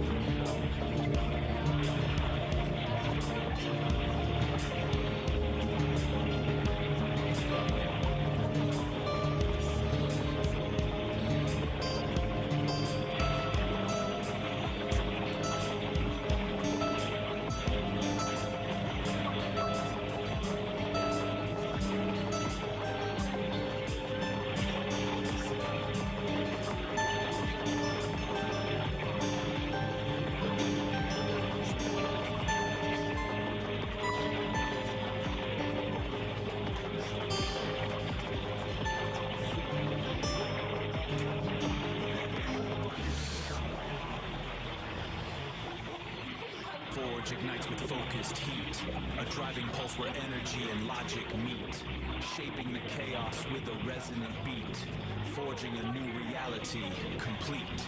Here the iridescent light becomes a tool, the one photon follows a perfect rule. From formless chaos we create what's real. This is the genesis of fire and steel.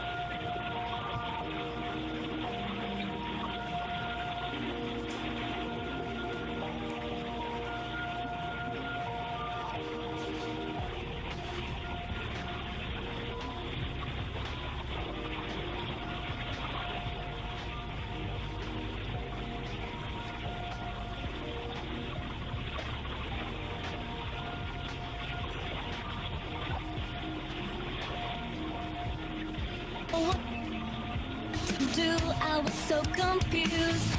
Like a wet fart, it's a feeling I haven't used. Oh, can't you hear it? That low bubbling sound.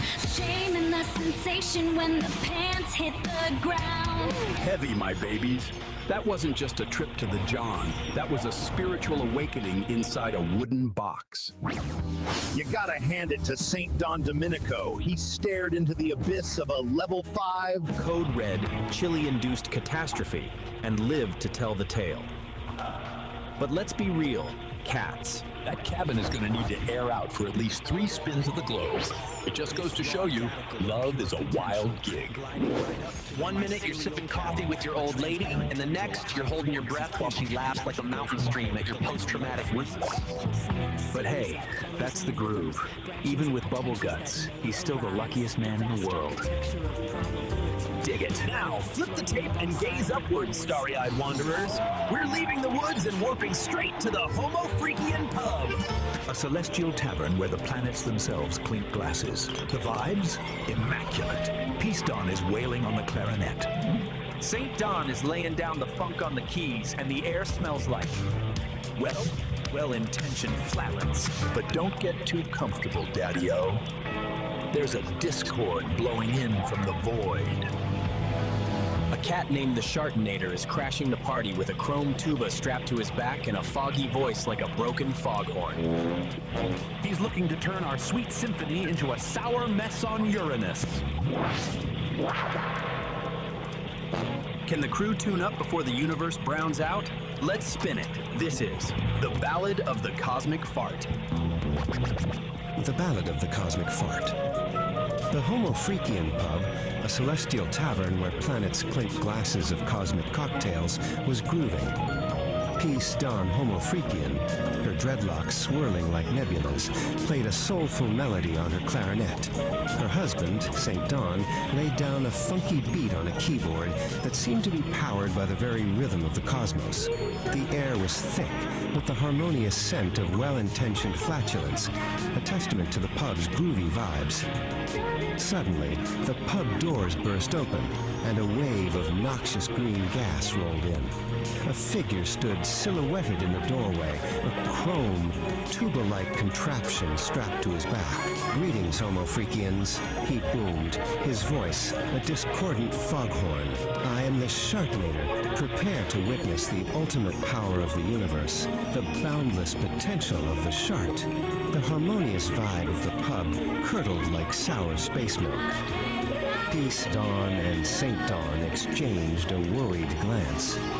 This was no ordinary gas passer. This was a threat to the Celestial Symphony itself. "We need backup," Peace whispered, her voice barely audible over the Shartinator's cackling. St. Don nodded, his fingers flying across a hidden console on his keyboard, sending out a cosmic distress signal that rippled through the galaxies. The signal reached Kit E just as she was about to launch into a face-melting solo with her band, the Furry Muffins. "Hold the cosmic feedback, Muffins," she yowled, her ears twitching. The Homo Freakians are in a gas jam. Meanwhile, in their high-tech bunker, the nerd herd sensors went haywire. "Anomalous methane signature detected," one of them announced. "Source, Homo Freakian Pub. This requires immediate investigation." The heroes converged on Uranus, a planet of swirling methane clouds and a key point in the Celestial Symphony. The Shartinator was already there, his Shartinator 5000 spewing chaotic green gas, turning the planet's harmonious hum into a discordant shriek.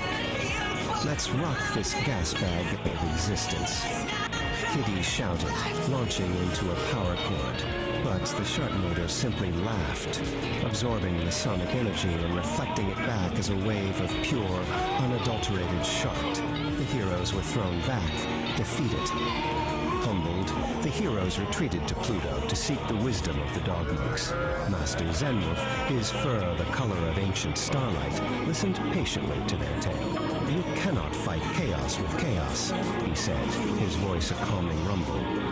The Sharknator's power comes from discord. You must counter it with harmony. Monk Christopher Hawkins, his voice a smooth, calming drawl, added, "The universe, my friends, is a symphony of farts.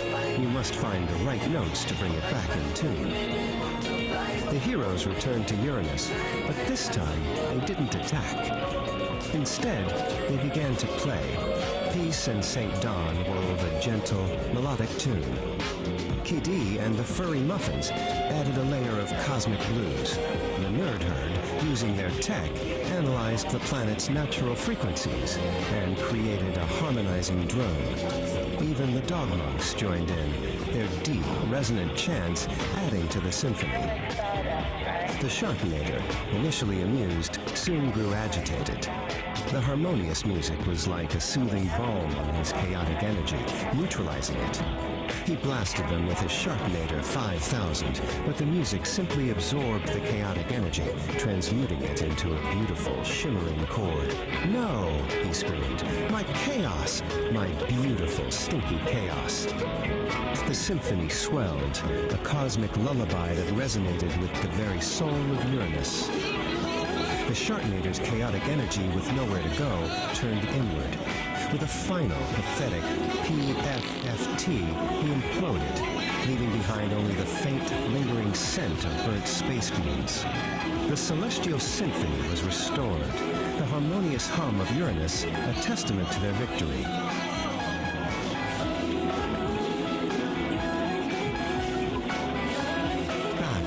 Freakian pub, the heroes celebrated with a cosmic jam session that shook the very foundations of the cosmos. The Nerd Herd, now believers of the power of harmonious flatulence, took copious notes. The legend of their gassy victory spread throughout the galaxies, a reminder that even in the face of the most noxious evil, a little harmony and a well-timed, good-natured fart can save the day. That, my celestial cats and kittens, is how the cookie crumbles. Or should I say, how the wind breaks. The Sharknator has been silenced, leaving behind nothing but the faint scent of burnt space beans and a lesson in harmony. Don't forget the volume, Daddy-O. It wasn't just harmony. The Furry Muffins melted that tin can gas bag with some serious sonic shredding. Solid, sister. You cats really clawed your way to victory. But tell me, Kitty, is the air finally clear in here? Mostly. Though, between you and me, that last power cord wasn't the only thing I ripped during the finale. Crazy, man. Crazy. Keep it breezy. Now listen up, travelers of the multiverse. If this story inflated your spirits and tickled your chakras, you know what to do. Claw that button like it's a brand new velvet sofa. Shred it to pieces. Dig it. And if you want to stay hip to the next Cosmic Jam session, go ahead and subscribe. Join the Nerd Herd, the Dog Monks, and the rest of us freaks at the pub. And ring the bell. Ding-a-ling-ding. Make it vibrate so you don't miss a beat. If you don't ring the bell, the Sharknator might come back and turn your notifications into noxious green gas. You heard the feline. Stay tuned, stay funky, and remember. Better out than in. Peace, love, and empty bowels, baby. We're out. Smell like a swamp, I smell like despair. But at least now everyone knows that I'm here. Push a little harder, gotta make it right. Like a wet fart, lit for the very first time. Didn't know what to do, I was so confused. Like a wet fart, it's a feeling I have in you. Lit for the very first time, oh yeah. All right, let's get into it. Today, we're constructing the internet storytelling.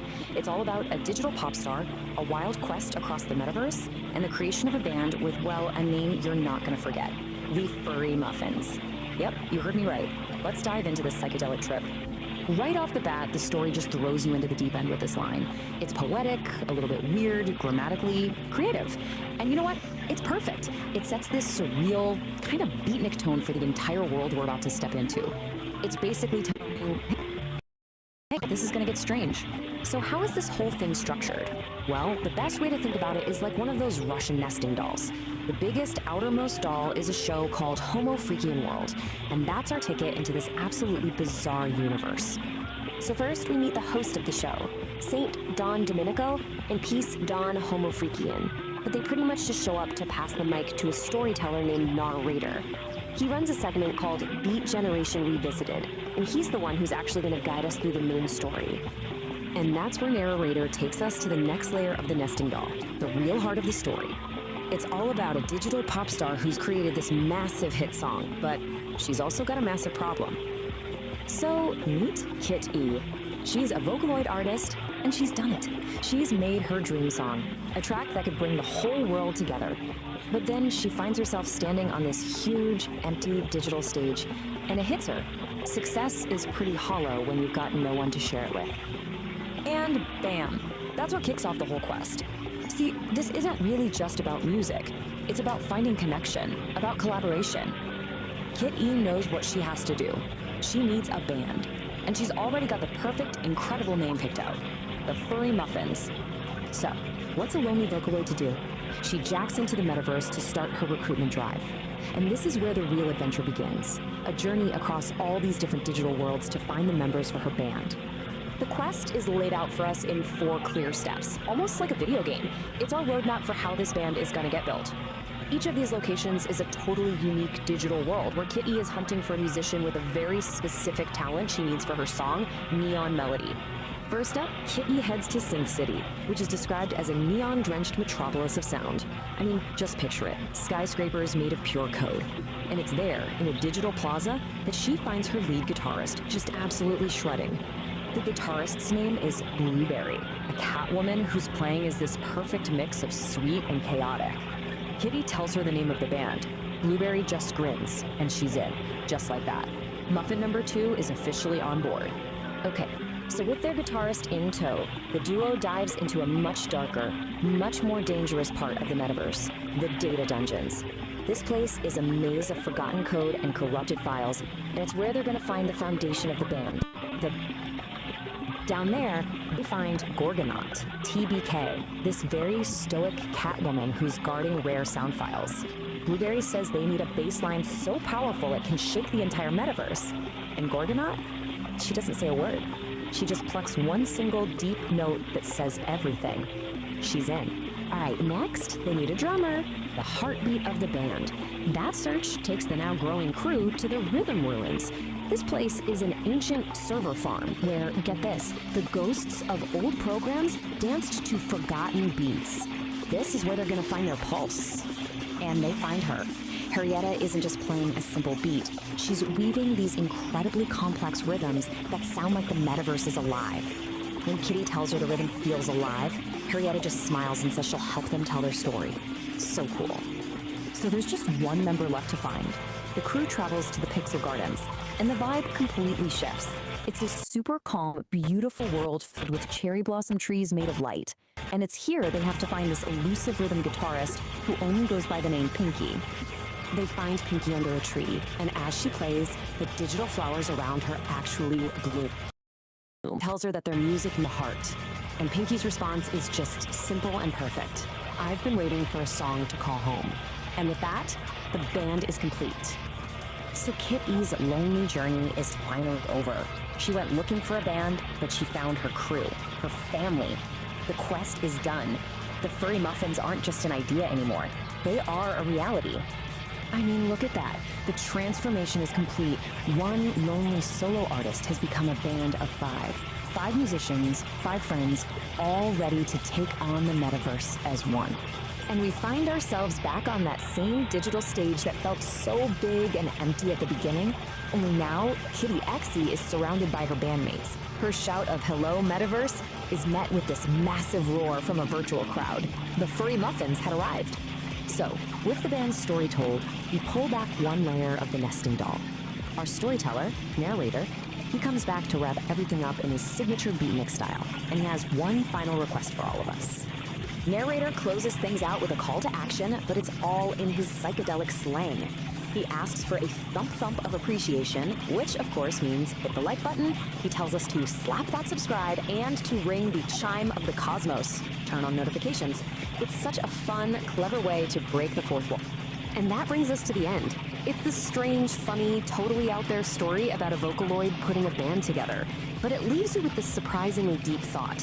Through all that code and chaos, Kit E wasn't just building a band, she was building a community.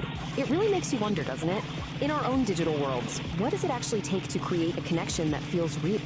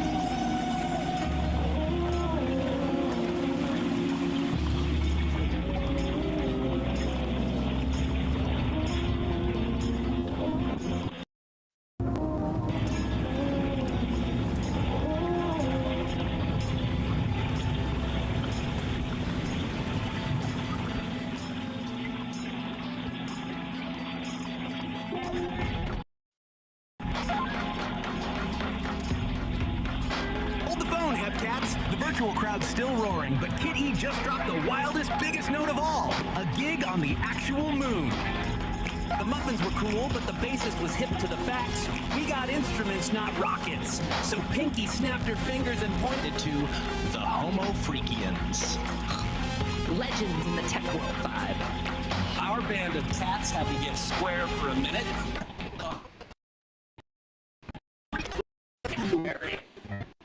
Hair is flying like confetti.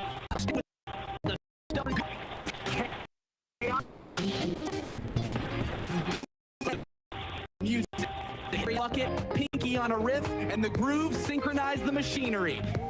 Impressed and amused, the Homo Freakians gave up the goods. The key to the nerd herd, the baddest builders in the whole digital universe. The herd got the message. The moon? Challenge, they said.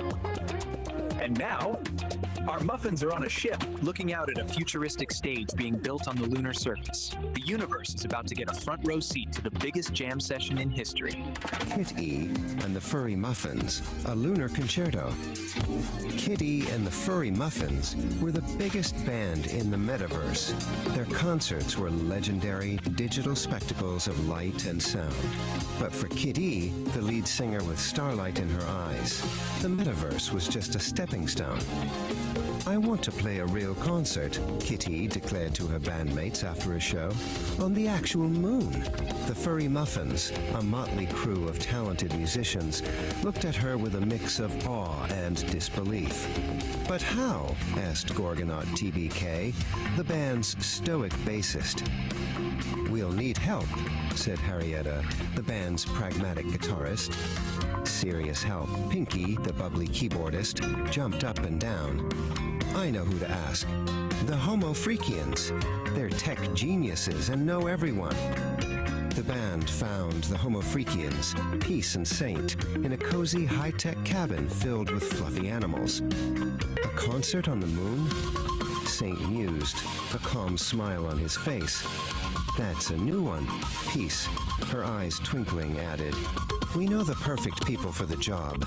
But first, you have to help us with a little project of our own. The little project was to build an automated feeding system for their animal sanctuary. The band, more used to digital interfaces than wrenches and wires, found themselves in a series of comical mishaps. Blueberry, the drummer, accidentally programmed a food dispenser to launch carrots like confetti. Then, an idea sparked. Harrietta started a beat on a nearby bucket, and Pinky joined in with a catchy riff on her guitar. The band turned the chaotic assembly into a rhythmic jam session, their music guiding the farm bots and synchronizing the machinery.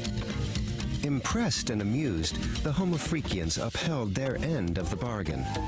The nerd herd, Saint said, handing Kitty a glowing data chip. They're the best builders in the metaverse. This will get you to their hidden server. Back in the metaverse, the band found the hidden server, a digital fortress of code and light. They were greeted by the holographic avatars of the Nerd Herd, a group of brilliant, quirky tech geniuses led by the visionary Elon Musk. A concert on the moon? Elon's avatar said, a wide grin spreading across his face. Challenge accepted. The nerd herd got to work, their fingers flying across holographic keyboards as they designed the most epic concert stage the universe had ever seen.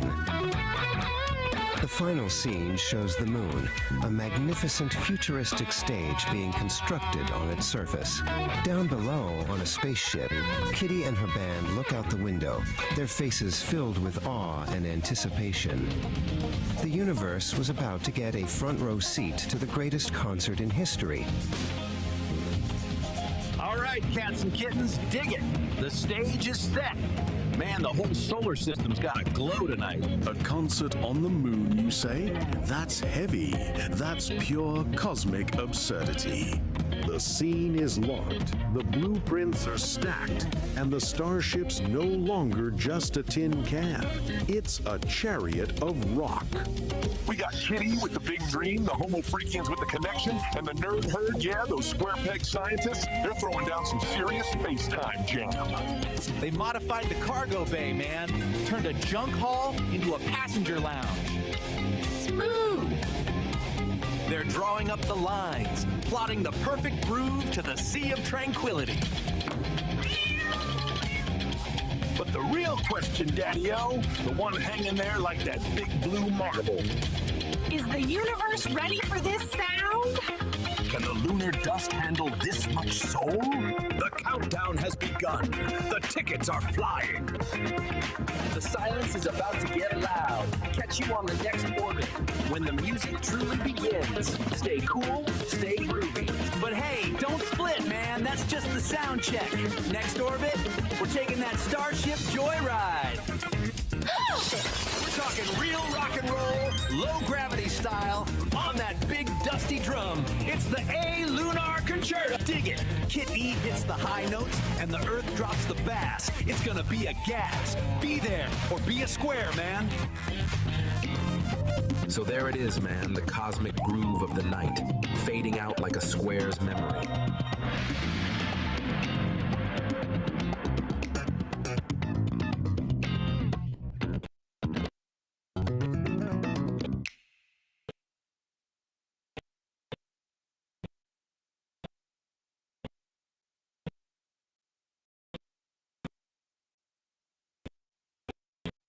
Oh, to think of you and our love so new. Now I won't be blue.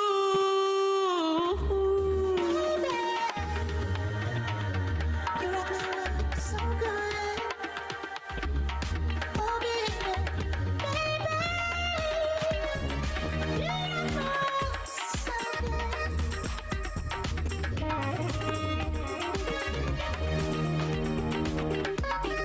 Dream on, sweat it out, don't stop. Breathe until you feel no more. That's it till you drop. Roll your body on the floor. Make them pop, pop, yeah. Baby, get your trainers on. Sweat it out, don't stop. I can make it smooth. Let me show you just how to move. When the beat drops, it's real cool. Let the music fill your soul. Any way you want it, any way you want it. I keep on telling you well. You don't come home from nights out. I will be kicking you out. When I believe you, I'll always be there. I'll never leave you. I will. I'll never leave you. I will always be there.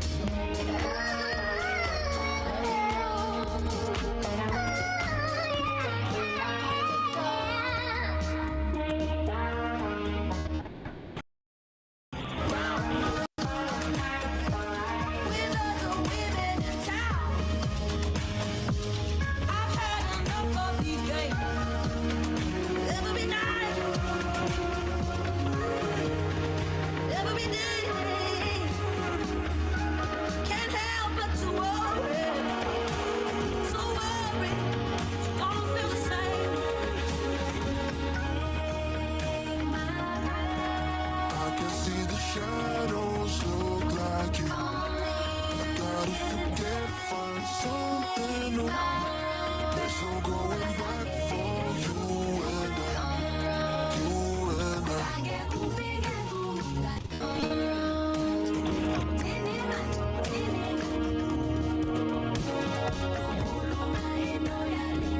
Tell me one don't come like key.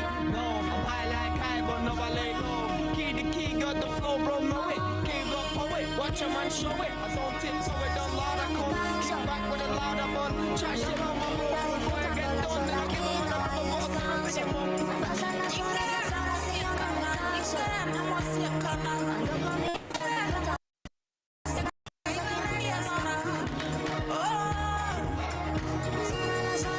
No me canso.